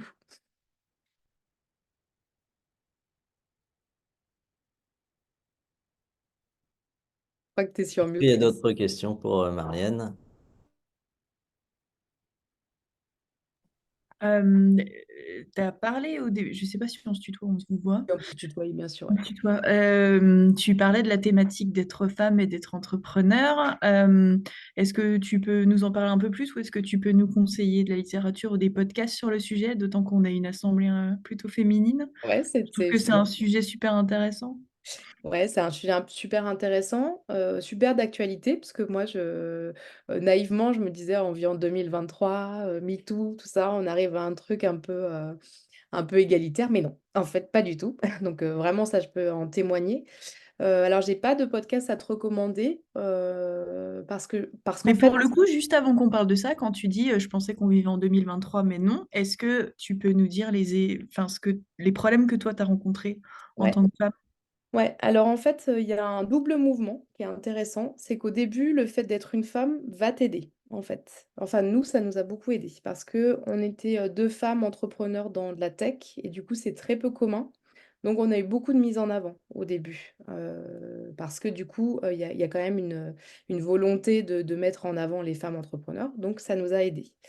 Par contre, dès qu'on allait chercher vraiment de l'argent, et là, je te parle vraiment de la levée de fonds, c'est devenu très compliqué parce qu'on cumulait un double cliché qui est les mamans qui font de l'éducation, donc en fait qui sont pas vraiment sérieuses. Et ça, on se l'est vraiment pris de plein fouet. Et moi, vraiment, c'est quelque chose auquel je ne m'attendais pas, hein, avec, avec des clichés, voilà, qui sont vraiment des clichés de genre. Avec aussi, alors ça a un petit peu changé. Donc là, je vous parle vraiment de la levée de fonds parce que c'est vraiment une problématique qui est liée à la levée de fonds, je pense, hein, qui est qu'en fait, en tant que femme, on a un biais qui est qu'on est beaucoup plus conservatrice sur le business plan, par exemple. Donc nous, on ne présentait pas des business plans comme ça. On présentait des business plans qui se basaient sur ce qu'on avait réalisé et des projections réalistes. Sauf que quand on passait avec des startups qui présentaient des trucs comme ça, en fait, on présentait un truc qui ne faisait pas rêver les investisseurs.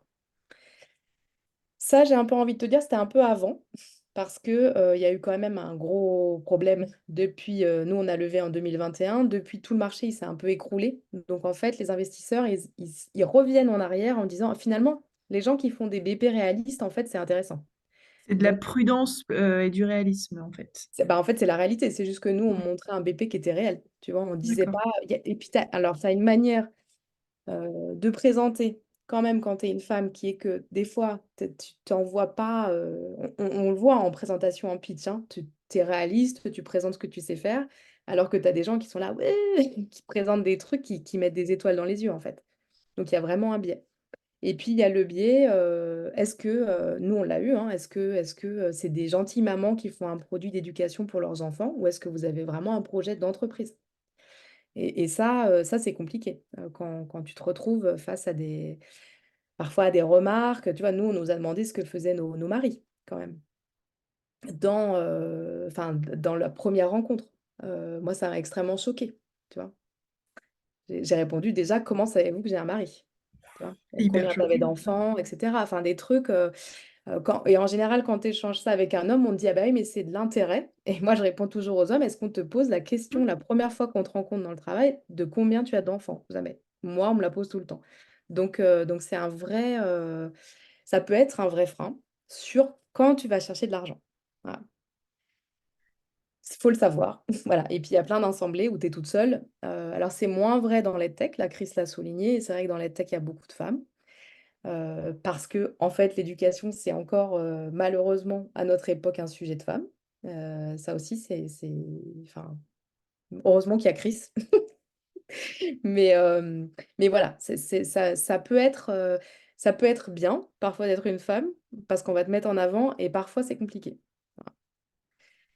Mais, Et donc, justement, pour sortir de ça, qu'est-ce qui t'a permis de te sortir de ce cliché-là? Qu'est-ce qui t'a inspiré? Qu'est-ce qui t'a motivé? Qu'est-ce que tu conseillerais, par exemple, pour les jeunes entrepreneuses qui rencontrent le même genre de problème? écoute, nous, on a eu la chance de faire partie donc de ce programme de femmes entrepreneurs de Orange.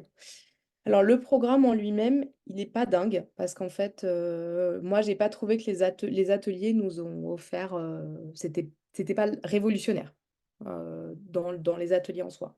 En revanche, on a rencontré, nous, dans cette promotion, plein de femmes qui avaient les mêmes problématiques que nous et de cette promotion est né, nous, on a un groupe dans les Hauts-de-France qui s'appelle, Présente, qui est un groupe, qui représente, les femmes entrepreneurs et les problématiques qu'elles rencontrent. Et donc est né ce groupe et du coup, il y a eu vraiment, un lieu, d'échange. Donc moi, ce que je te recommanderais, là, pour le coup, un réseau de femmes entrepreneurs, c'est un bon réseau à actionner, en fait. Et je t'aurais pas dit ça il y a 2 ans parce que justement, j'aurais pas eu envie de rentrer dans un cliché, en me disant, «Ah là là, j'ai pas envie de me retrouver qu'avec des nanas pour,» En fait, si, ça c'est un espace où, les discussions ne sont pas du tout les mêmes que dans des espaces de business. C'est beaucoup plus ouvert. Faut trouver le bon réseau, enfin, faut trouver le réseau de femmes entrepreneurs qui te correspond parce il y en a différents, avec différents sujets. Mais moi, vraiment, je recommande ça. Ouais, c'est un même si c'est pas quelque chose qu'on active tout le temps, c'est un espace où on sait qu'il existe et c'est un espace, très ouvert, où il y a beaucoup de choses qui sont dites. Tu vois, moi, de tous les réseaux auxquels j'appartiens, ce réseau Présente, c'est celui où il y a les sujets les plus transparents qui sont abordés, au niveau de l'entrepreneuriat, parce qu'on ne parle que d'entrepreneuriat, on ne parle pas de d'autre chose. Donc ça, je te le recommande vivement. Enfin, moi, ça a été important pour moi. Peut-être que c'était une question, moi, qui me touchait plus à cœur. Et si tu demandes à une autre femme, elle sera peut-être moins sensible au sujet. Moi, en tout cas, j'avais la nécessité d'échanger avec d'autres femmes sur ce sujet. J'avais ce besoin-là. Est-ce qu'il y a d'autres, ça va être ma dernière question, parce que j'ai l'impression de mobiliser la parole. Est-ce qu'il y a des sites, des profils LinkedIn, des choses que tu nous recommandes de suivre pour aller plus loin sur le sujet, que ce soit aussi en podcast ou en chaîne YouTube, etc. En femme entrepreneur, tu veux dire? Ouais, ouais, ouais, sur cette thématique-là, ouais. Eh ben, écoute, moi, du coup, je suis beaucoup ce que fait la Fondation Orange, parce que du coup, D'accord. donc, c'est Elisabeth Elisabeth Chunki, pardon, Chungi, qui suit la fondation, c'est hyper intéressant. C'est Sandrine Joseph aussi qui est responsable du programme Femmes Entrepreneurs chez Orange. Moi, je suis beaucoup ça. En EdTech, il y a une personne dans l'EdTech qui porte beaucoup ce sujet qui s'appelle Aude Guénaud, qui est la cofondatrice de Plume. C'est quelqu'un de très intéressant à suivre parce qu'en fait, elle a une newsletter sur l'éducation. C'est une ancienne prof de français, donc elle a lancé son application. Et elle aussi, elle a beaucoup, donc elle a levé, je crois 1 ou 2 millions. Donc elle a beaucoup parlé aussi de cette question, de la posture de la femme. Donc ça, elle est vraiment intéressante à suivre et sur des sujets d'éducation aussi. Elle a des points de vue intéressants. Hem, c'est déjà pas mal. Je pense que c'est déjà pas mal. Et puis si tu peux suivre toutes les actions qui sont publiées par Sista.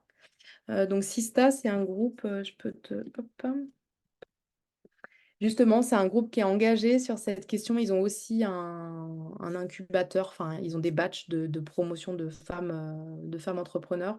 Et elles font des trucs en plus hyper drôles. Elles ont fait, enfin, je te retrouverai la vidéo. Elles ont fait une vidéo où en fait elles interviewent, il y a Bernard Arnault, enfin que des chefs du CAC 40, à la manière dont on interviewerait une femme. Et donc c'est hyper Ouais, drôle. j'ai Elles lui vu quelle est demandent votre morning routine et c'est tout quoi ta ça. morning C'est super. routine et tout, c'est Ouais, hyper c'est drôle. génial ça. Hyper Ouais, drôle. ouais, elles ont un profil LinkedIn, je vais m'inscrire, je vais en profiter. Ouais, c'est hyper intéressant parce qu'elles font vraiment remuer le truc et en plus, elles le prennent dans un contre-pied qui est assez comique tout en étant assez engagées sur des questions voilà, sur le genre. Par contre, pour rejoindre le programme, il faut vraiment être très avancé. Le programme Sista, c'est si tu fais une levée de fonds et vraiment une grosse levée de fonds. Donc, mais oui, leur vidéo, elle était trop géniale. On avait adoré. Super, merci.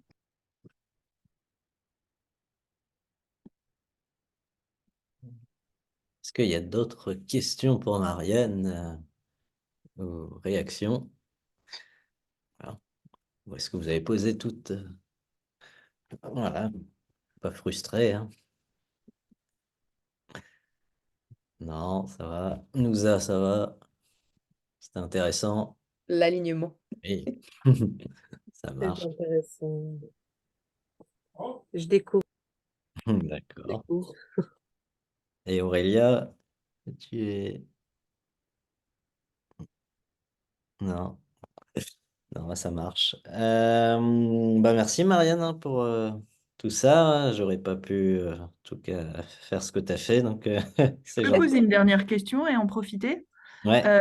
Chris nous a demandé d'être proactif, ce qu'il faut faire hein, quand on est entrepreneur. Pour toi, ça veut dire quoi être proactive par rapport à ton activité et tout ce que tu fais?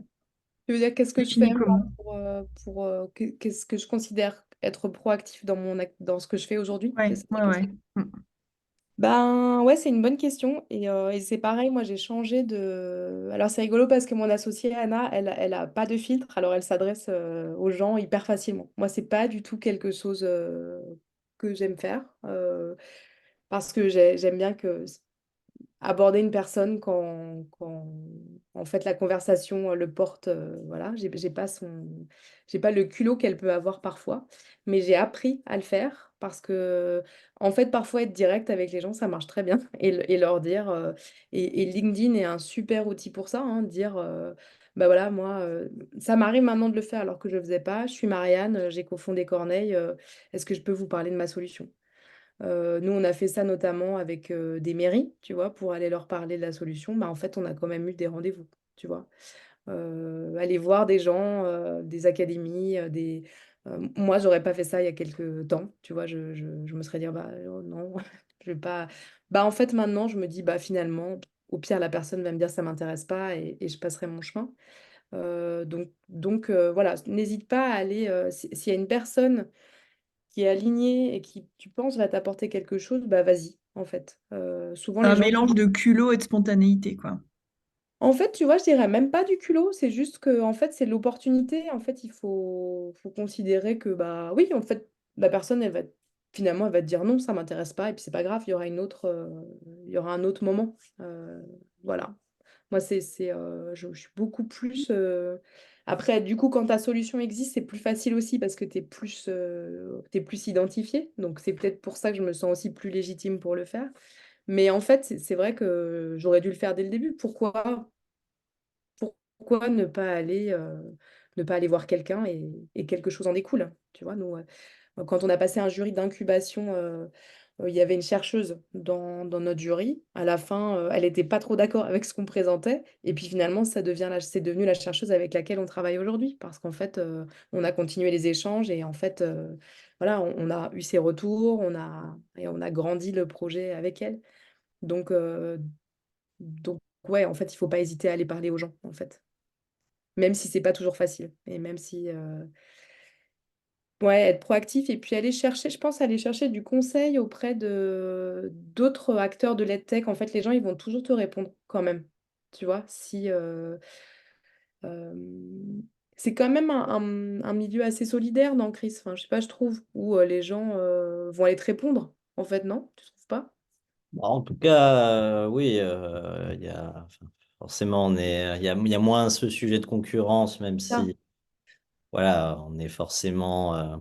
Enfin, en fait, c'est tellement vaste, la tech, que finalement, on n'est généralement pas concurrents, et c'est vrai qu'on est tous animés par des convictions plutôt sociales, en tout cas dans l'éducation. Donc, c'est vrai que les gens sont plutôt ouverts à l'échange et à la discussion. Donc, c'est vrai qu'il ne faut pas hésiter même par rapport à la cartographie que vous avez pu, en tout cas, découvert, et si vous avez identifié des structures, bah voilà, n'hésitez pas à les solliciter, les contacter, parce que voilà, en tout cas, je présage pas des réponses, mais forcément, il y a peut-être plus d'ouverture, ouais, que d'autres dans d'autres secteurs d'activité.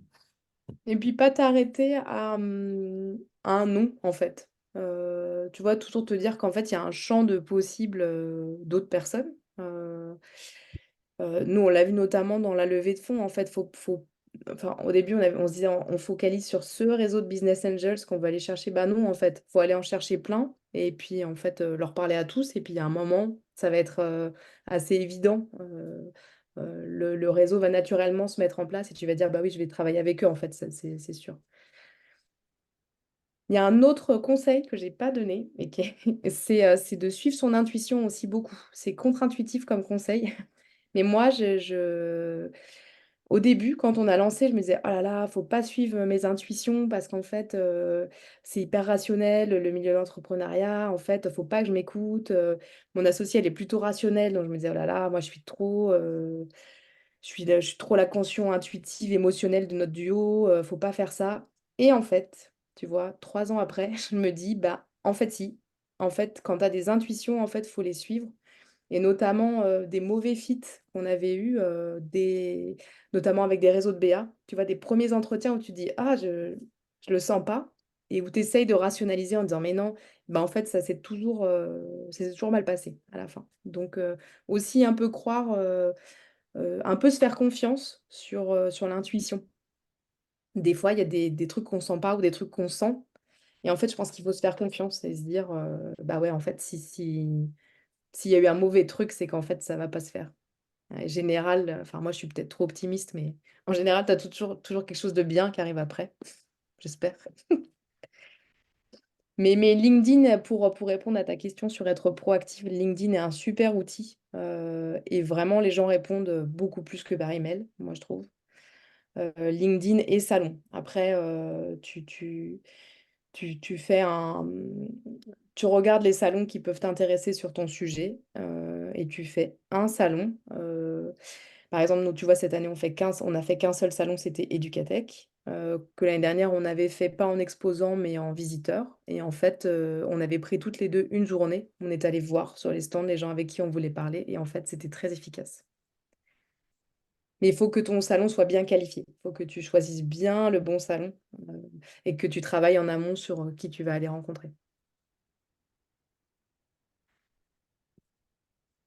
Bah, super, hein, bah, merci Marianne pour tous ces conseils et échanges. En tout cas, ça sera précieux, je pense, pour la suite. Et puis, Ouais, merci on beaucoup. partagera ce témoignage dans la communauté des étudiants, voilà, du DU. Super. Bon, bah écoute, bonne continuation à vous toutes alors. Beau projet. Amusez-vous bien. Merci. Merci Merci. beaucoup. Faut Bonne s'amuser. soirée. Merci. Voilà, Merci. Marianne a été finaliste du prix de l'entrepreneur EdTech. Ouais, c'est beau. Une belle soirée. C'était bien. Voilà, c'était la semaine dernière, la remise des prix. S'ennuie pas en décembre, hein. Non, non, alors c'est vrai que ce qu'on disait, hein, c'est que la période de fin d'année pour un entrepreneur EdTech est très chargée. Oui, oui, c'est ce qu'a dit Iris. Je pense qu'on s'est tous Ouais. reconnus dans décembre est difficile à échanger. Tout le monde, mais Mais c'est bon, vrai que pour la EdTech, on avait beaucoup de choses. oui, il y a eu beaucoup de choses. Mais c'est des belles choses. Bon.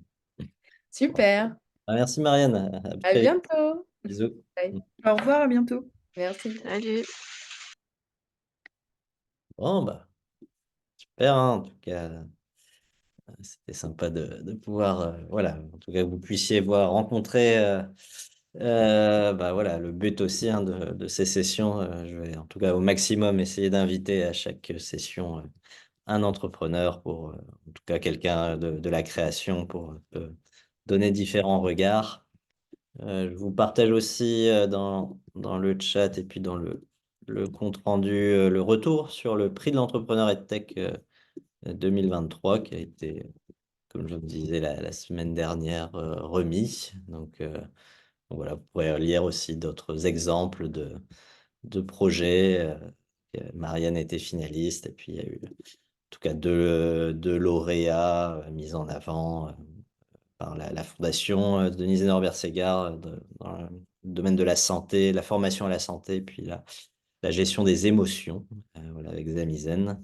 Mais en tout cas, voilà, des beaux projets qui ont été mis en avant. Et donc, vous avez le compte rendu dans cet article de presse. Alors voilà, il nous reste une petite demi-heure. Ce que je vous propose, bah, c'est de vous présenter d'autres articles, d'autres ressources pour la fois prochaine, travailler et avancer dessus. Je voulais aussi, oui, peut-être aussi en ressources, je vais vous partager également une ressource voilà, qui me tient à cœur, qui est notamment les vidéos de Philippe Gabillet. Je ne sais pas si vous connaissez, c'est Philippe Gabillet. C'est un professeur de l'ESCP à Paris et qui a beaucoup travaillé sur les enjeux liés à la chance, liés à l'optimisme, liés à finalement l'état d'esprit entrepreneurial. Et donc, voilà, je vais vous partager quelques-unes de ces vidéos. Là, il y en a une qui dure 10 minutes sur la réussite est-elle une question de chance? Mais voilà, il y en a un certain nombre et en tout cas, moi, à l'époque, hein, ça m'avait beaucoup beaucoup nourri pour justement se mettre dans l'état d'esprit de l'entrepreneur, parce que voilà, on le verra hein, aussi dans une session, mais c'est vraiment une posture aussi à prendre. Là. Et Glantine, tu as évoqué la notion de proactivité, et c'est vrai que voilà, déjà le fait d'entreprendre, au-delà juste de créer son entreprise, c'est déjà d'être acteur de son projet de vie, de ses relations, voilà, et d'être finalement voilà, pro-acteur. Et donc, c'est vrai que c'est une posture, hein, finalement, qu'on a peut-être pas, qu'on nous apprend pas forcément à l'école, que en tant que salarié, voilà, des fois, on ne cultive pas forcément beaucoup. Et donc, c'est vrai que, voilà, c'est se mettre aussi dans cette dynamique, euh, et après, dans cette posture plus large de création, de créateur, et puis ensuite de chef d'entreprise, parce que quand ensuite on a créé, alors, soit en tant qu'indépendant, c'est déjà une première étape, et puis ensuite, en embauchant des salariés et autres, là, c'est encore d'autres problématiques liées au management. Mais voilà, c'est toute une progression et une posture à petit cultiver, voilà, qu'il faut arriver à, en tout cas, à apprendre.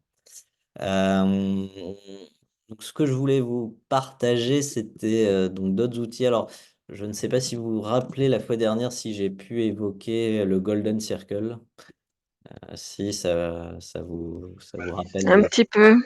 un petit peu des choses. Alors, je vais rapidement vous le repartager et puis vous pourrez, pour la prochaine session, voir pareil, je vais vous partager ces liens, mais il y a une vidéo assez célèbre d'un TEDx de Simon Sinek hein, sur cet outil qu'est le Golden Circle.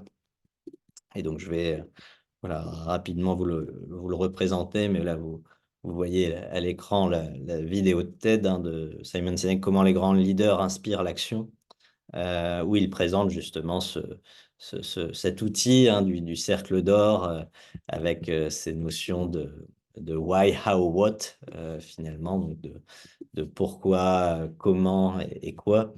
Et voilà, ce qu'il nous dit, Simon Sinek, c'est que bah, quand on présente finalement son projet, et ben, il vaut mieux commencer par le pourquoi que par le quoi ou le comment. Parce que bah, finalement, ce que les gens achètent, en prenant l'exemple là d'Apple, ce n'est pas ce que vous faites, mais pourquoi vous le faites. Et voilà, c'est ce dont, en tout cas, il vaut mieux commencer en termes de communication. Et donc, en prenant l'exemple d'Apple, il nous dit que voilà, le pourquoi d'Apple, c'est de remettre en cause le statu quo hein, dans tout ce que nous faisons. C'est le Think Different, hein, qui est le motto de Apple. Et donc, comment ils le font? Bah, en travaillant justement des produits très, très bien designés, faciles à utiliser, conviviaux.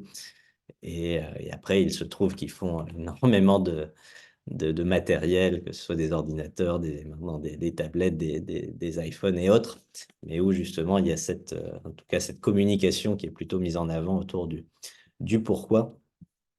Et donc voilà, je vous inviterai en tout cas pour la fois prochaine, bah, à regarder un peu cette vidéo. Et puis je vous ai partagé là dans le Drive aussi des documents que vous pourrez retrouver qui vont vous permettre justement d'avoir un peu plus d'éléments sur ce pourquoi, ce comment et ce quoi.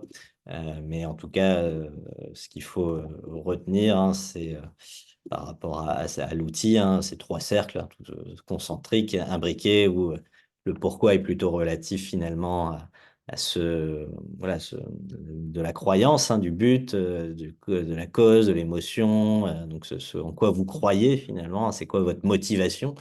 Et c'est vrai qu'on pourrait faire un ikigai, enfin, comme l'ikigai, un golden circle personnel, c'est-à-dire c'est quoi ma motivation finalement dans la vie, mon pourquoi, hein, mon ikigai, on pourrait dire aussi sur la question du pourquoi. Et puis après, c'est comment vous le faites. Donc là, c'est plutôt une question de process, d'adjectifs qui permettent de qualifier le comment. Hein. Là, tout à l'heure, en tout cas, quand je voyais un des ikigai, hein, il y avait cette notion, ou non, c'était sur la maison de l'apprendre, mais l'intelligence collective. Donc, par exemple, c'est dans ce que nous faisons, voilà, notre rôle, c'est de tisser des liens, et donc pour cela, on va utiliser des méthodes qui permettent justement de faciliter l'intelligence collective. Et donc, ça ne va pas être du descendant, mais plus de la coélaboration. Donc ça, clairement, on est dans le comment, finalement. Et puis le quoi, là, ça va être tout ce qui va être vos produits, vos services, vos activités, finalement, concrètes de ce que vous proposez. Donc, en reprenant l'exemple de Trésorium, là, de mon entreprise, bah, le pourquoi, c'est quoi? C'est de développer, par exemple, la créativité et l'émancipation des enfants et des grands-enfants. Donc là, voilà, c'est vraiment ce pourquoi on agit.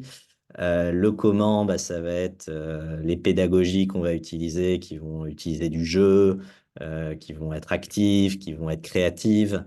Et puis, forcément, les outils numériques, qui est, voilà, en tant que EdTech, forcément à notre appui, hein, et notamment les outils de fabrication numérique que nous utilisons, et puis les Open Badges, hein, qui sont aussi ces outils de reconnaissance des compétences. Et puis voilà, le quoi, ça va être de l'animation d'ateliers, des conférences, des formations, des contenus pédagogiques, des plateformes. Voilà, tout ce qu'on peut développer et ce qu'on vend finalement. Mais voilà, pourquoi on le fait? Bah, c'est pour développer l'individu dès le plus jeune âge et qu'il soit acteur de son, en tout cas de son apprentissage. Donc voilà un autre exemple, hein, mais voilà, en termes de pitch, justement, ça peut vous aider à structurer et à capter finalement l'attention très rapidement en commençant par ce pourquoi et ensuite en descendant petit à petit sur le pourquoi, le comment et le quoi. Il y a un autre outil que je vais vous présenter, hein, qui s'appelle les 5 why, les 5 W finalement. Donc, c'est pas les 5 pourquoi, là, c'est les 5 W, qui était un document émis par Ticket for Change, euh, voilà, qui est une association basée à Paris qui encourage à l'entrepreneuriat du changement. Donc, c'est notamment l'entrepreneuriat à impact social ou environnemental. Et donc, qui a aussi des programmes d'accompagnement d'entrepreneurs et d'intrapreneurs. Et donc, voilà, Ticket for Change, vous pouvez aussi regarder, c'est très dynamique, il y a énormément aussi de contenu. Il y a un MOOC qui s'appelle Entrepreneurs du changement, qui existe aussi, qui a été fait il y a quelques années, qui est disponible sur Coursera, la plateforme de MOOC, et qui voilà, reprend une méthodologie de création d'entreprise. Je pourrais aussi vous partager les liens. En tout cas, voilà, ça a été fait avec HEC Paris, et donc c'est disponible. Mais en tout cas, voilà, dans les documents qu'ils nous partageaient, hein, c'était cette question un peu, voilà, quand on commence à entreprendre finalement, voilà, finalement de se poser un peu ces questions avec ces 5 W. Donc forcément, la question du pourquoi revient, hein, finalement. Donc pourquoi, c'est quoi votre enjeu de société, votre ligne de vie, hein, donc c'est voilà ce qu'on a commencé à aborder sur l'ikigai à titre personnel, mais voilà, vous voyez, il y a forcément des convergences, hein, parce que comme le disait Marianne, hein, l'alignement entre le porteur et son projet est un facteur clé de succès. Donc le pourquoi.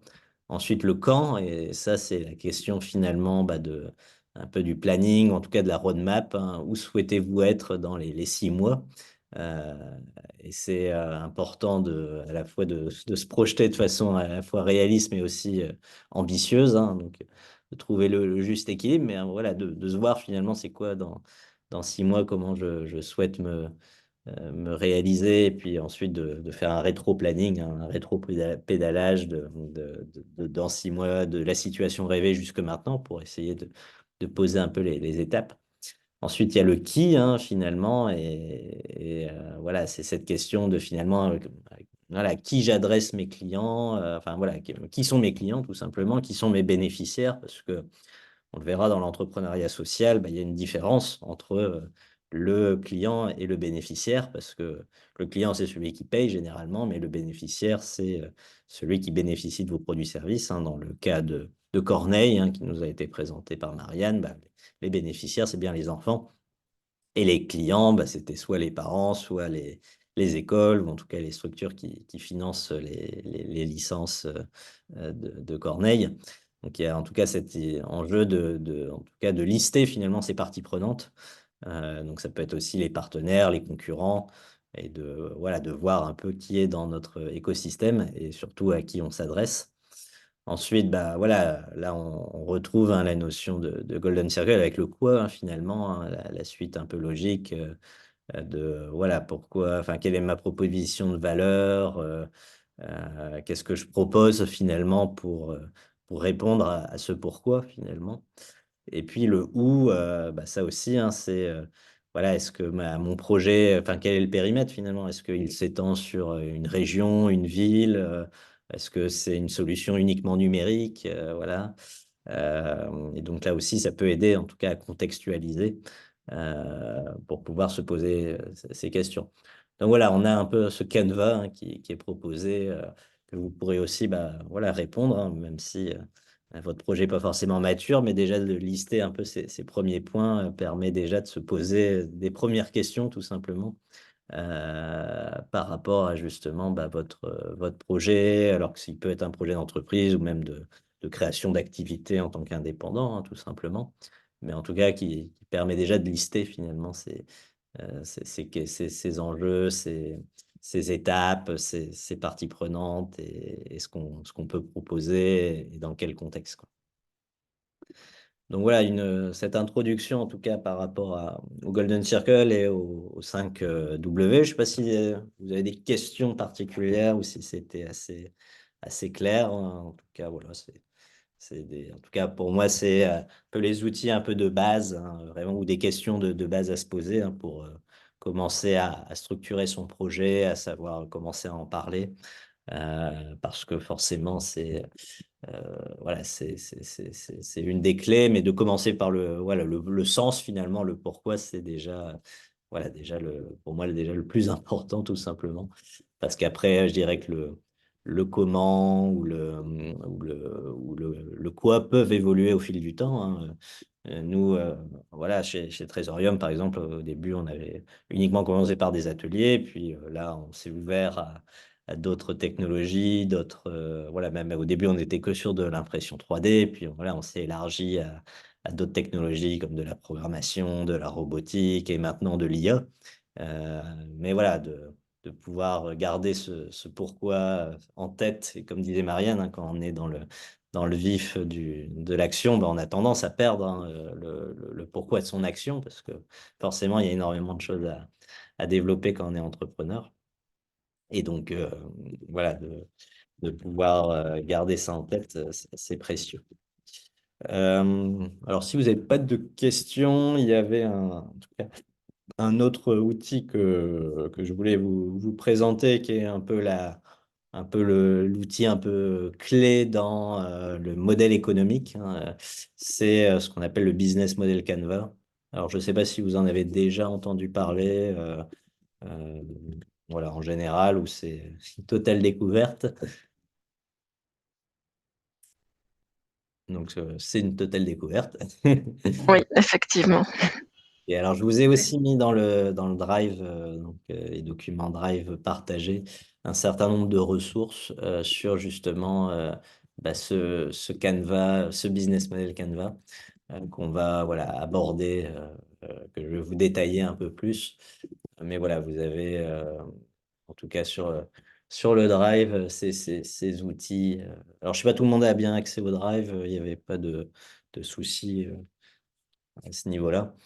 Euh, donc, ce que je vais faire, je vais commencer par lequel? Je vais regarder un peu les documents que j'ai. Qu'est-ce que c'est que ça? Ok, bon, ça, c'est un peu moins bien. Je vais vous présenter directement l'outil ou passer par celui-ci qui est pas mal, je pense. Tac. Tac, tac, tac. Ok. Bon, je vais vous présenter celui-ci. Et puis, de toute façon, il y en a de différentes sortes, mais vous avez différents exemples. Donc, ça, c'est, voilà, j'avais suivi un programme qui s'appelle Entropia, qui dépend de l'ESSEC, sur Paris.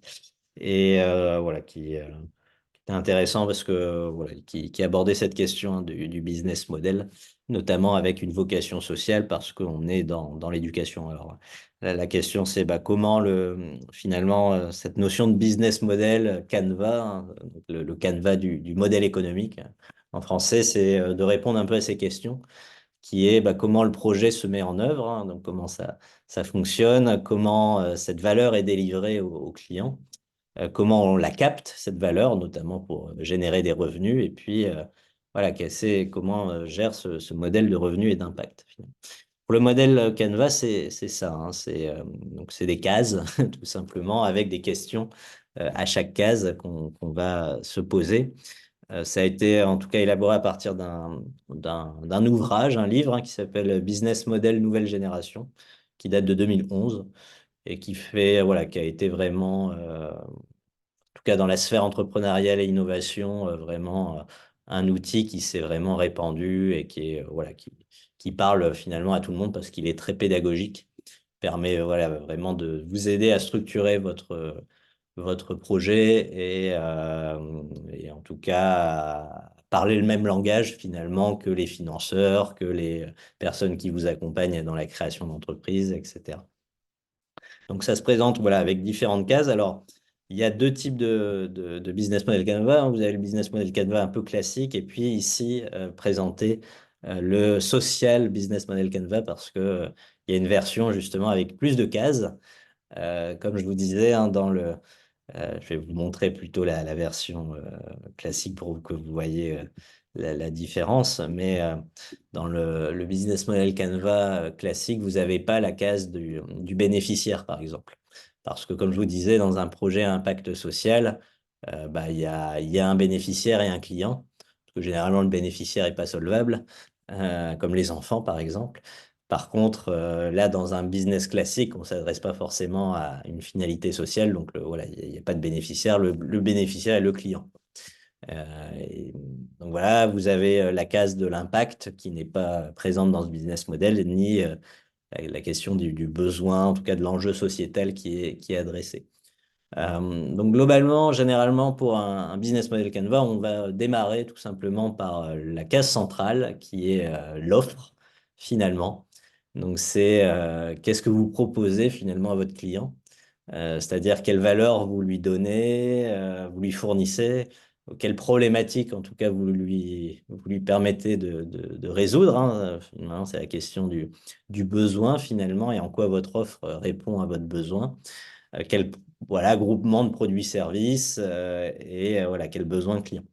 Donc nous, par exemple, chez Trésorium, bah, on va dire sur un cas classique de médiathèque, hein, donc voilà, qui propose des ateliers pour ces publics, bah, l'idée c'est de pouvoir apporter de la nouveauté, apporter voilà, des outils numériques pour les enfants, pour les parents, pour les familles, et donc de pouvoir en tout cas proposer d'intégrer voilà, l'éducation créative et numérique, qui est notre sujet.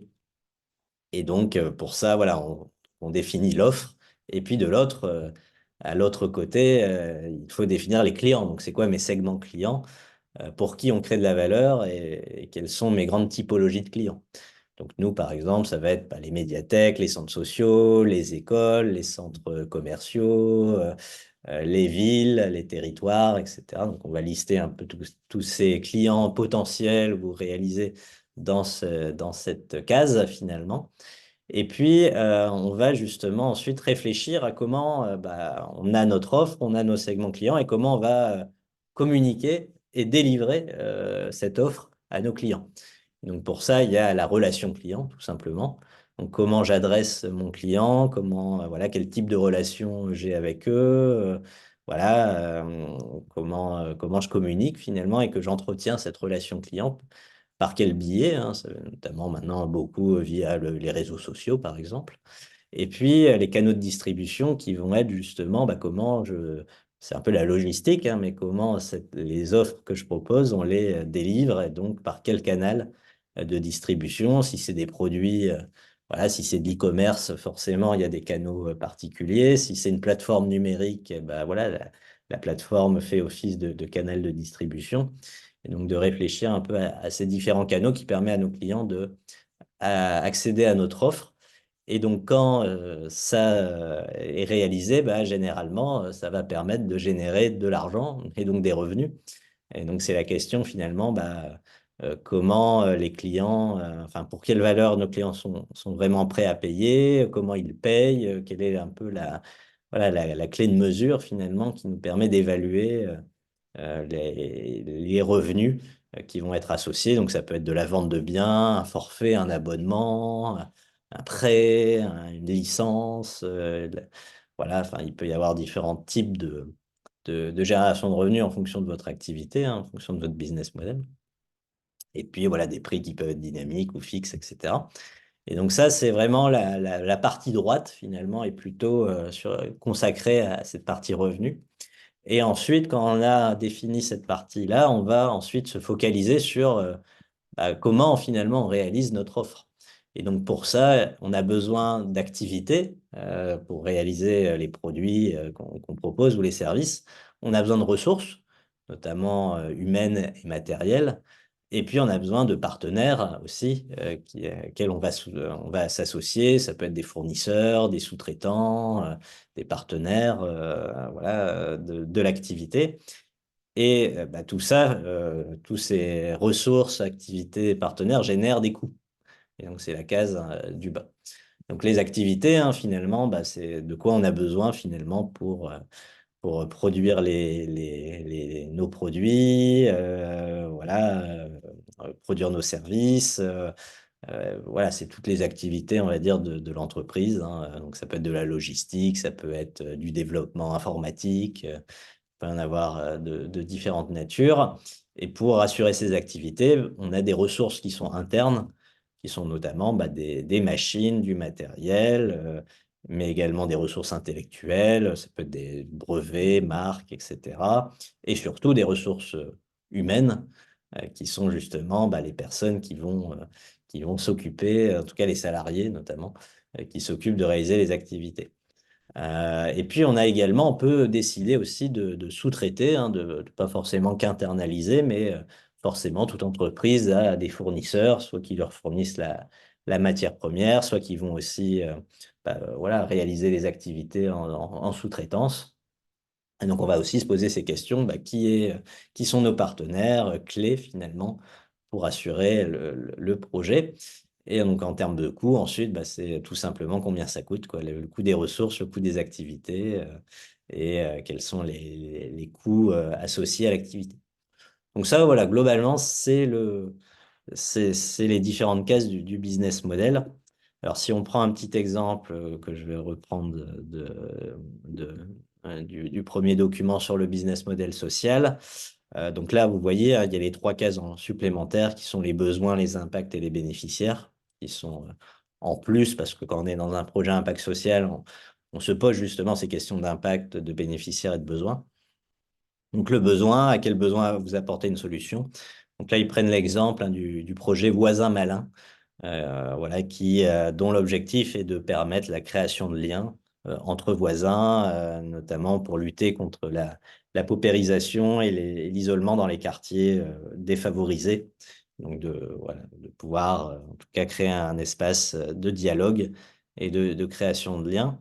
Et donc l'offre qu'ils proposent, hein, c'est notamment bah, de favoriser le lien entre les habitants du quartier et les acteurs locaux en mobilisant les compétences d'habitants qu'on appelle les voisins malins, qui sont ces voisins ressources, on va dire, pour créer ce lien.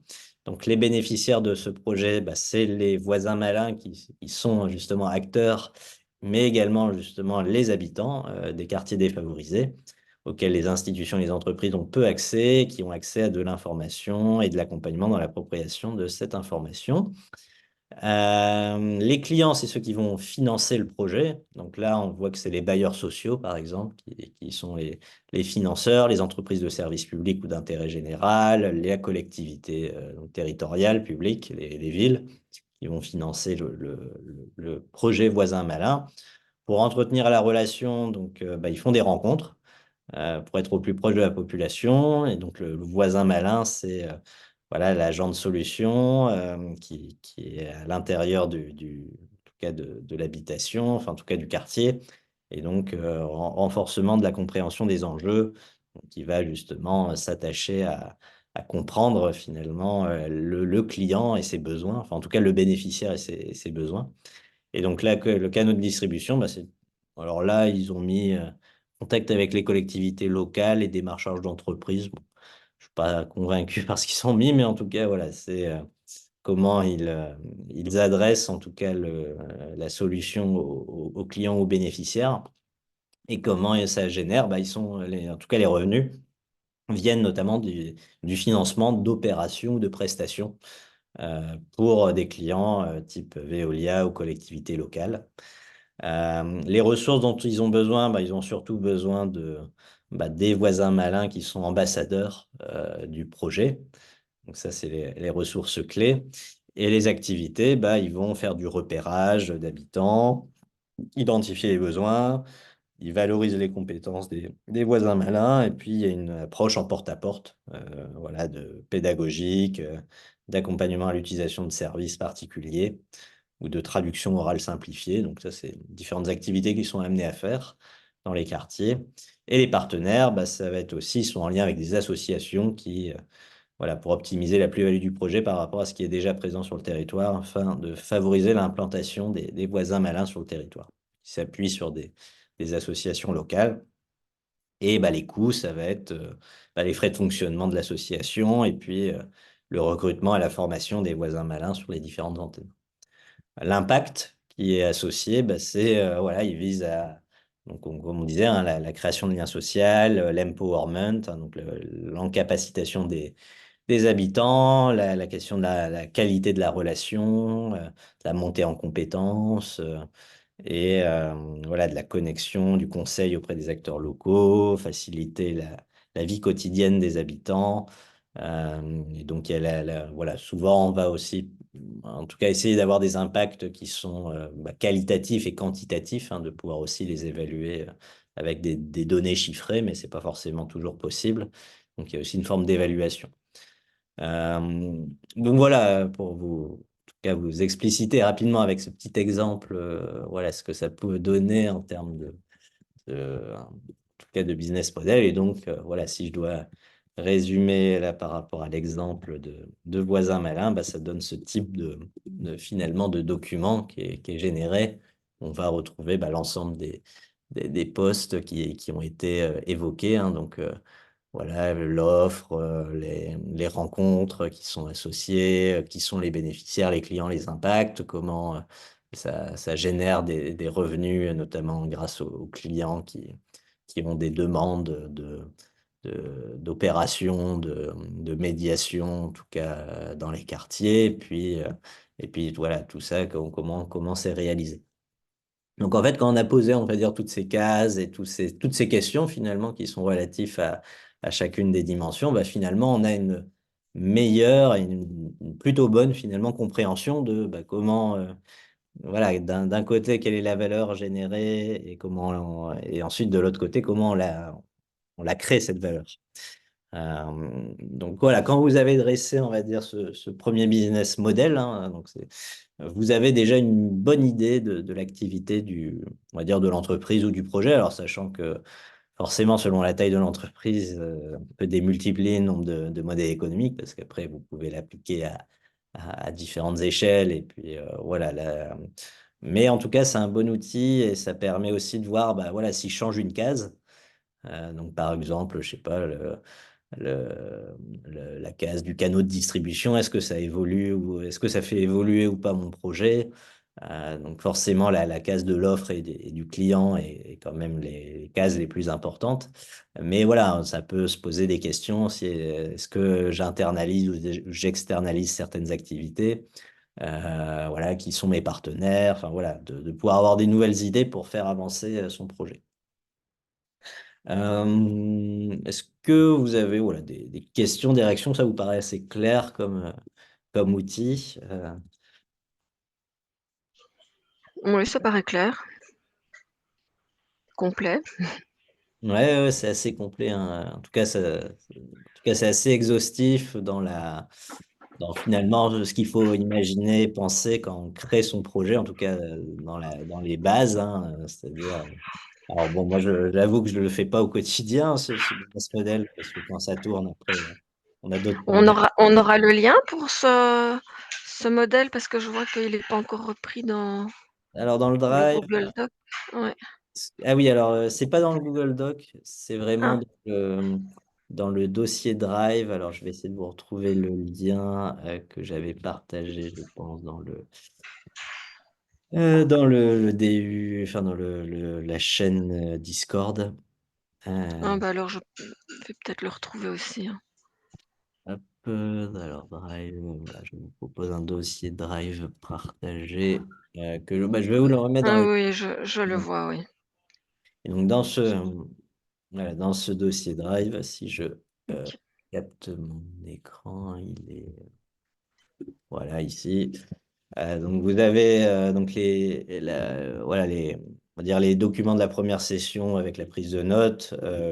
Là, je mettrai aussi, bah, vous avez là aussi la prise de notes pour la deuxième session. Et puis vous avez dans le dossier outils, bah, finalement, là, ce que je vous ai rajouté, donc le Golden Circle, les 5 W et puis le Business Model Canva. Et donc vous allez retrouver voilà, les différents documents que je vous ai présentés. Plus, vous avez donc vous avez une version aussi que vous pouvez modifier en PowerPoint. Ok. C'est plus simple. Vous avez une série de questions aussi qui vous est proposée voilà, par type de case.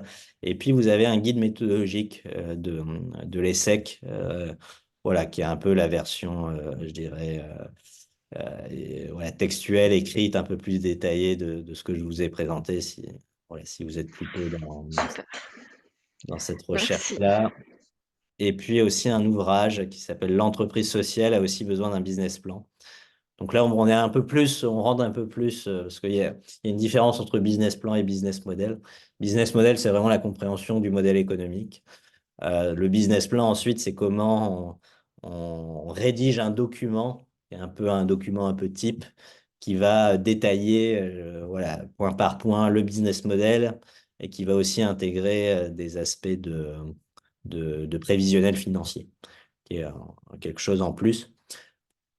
Sur le business model, vous avez moins cette notion de chiffres finalement. Il y a moins de données chiffrées. Là, on est plus déjà comprendre comment ça marche. Et ensuite, dans une prochaine étape, on va justement bah, faire des hypothèses. Par exemple, sur le revenu, bah, voilà, on va mettre des chiffres, combien de clients on va adresser, combien de financements on va récupérer, etc. Et donc, on va là ensuite bâtir un comparatif entre les coûts et les revenus pour voir si c'est viable et à partir de quand, etc.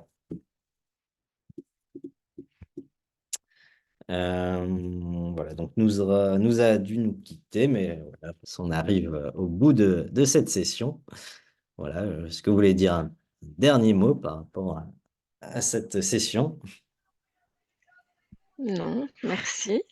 Non, merci, ouais, on a fait le tour.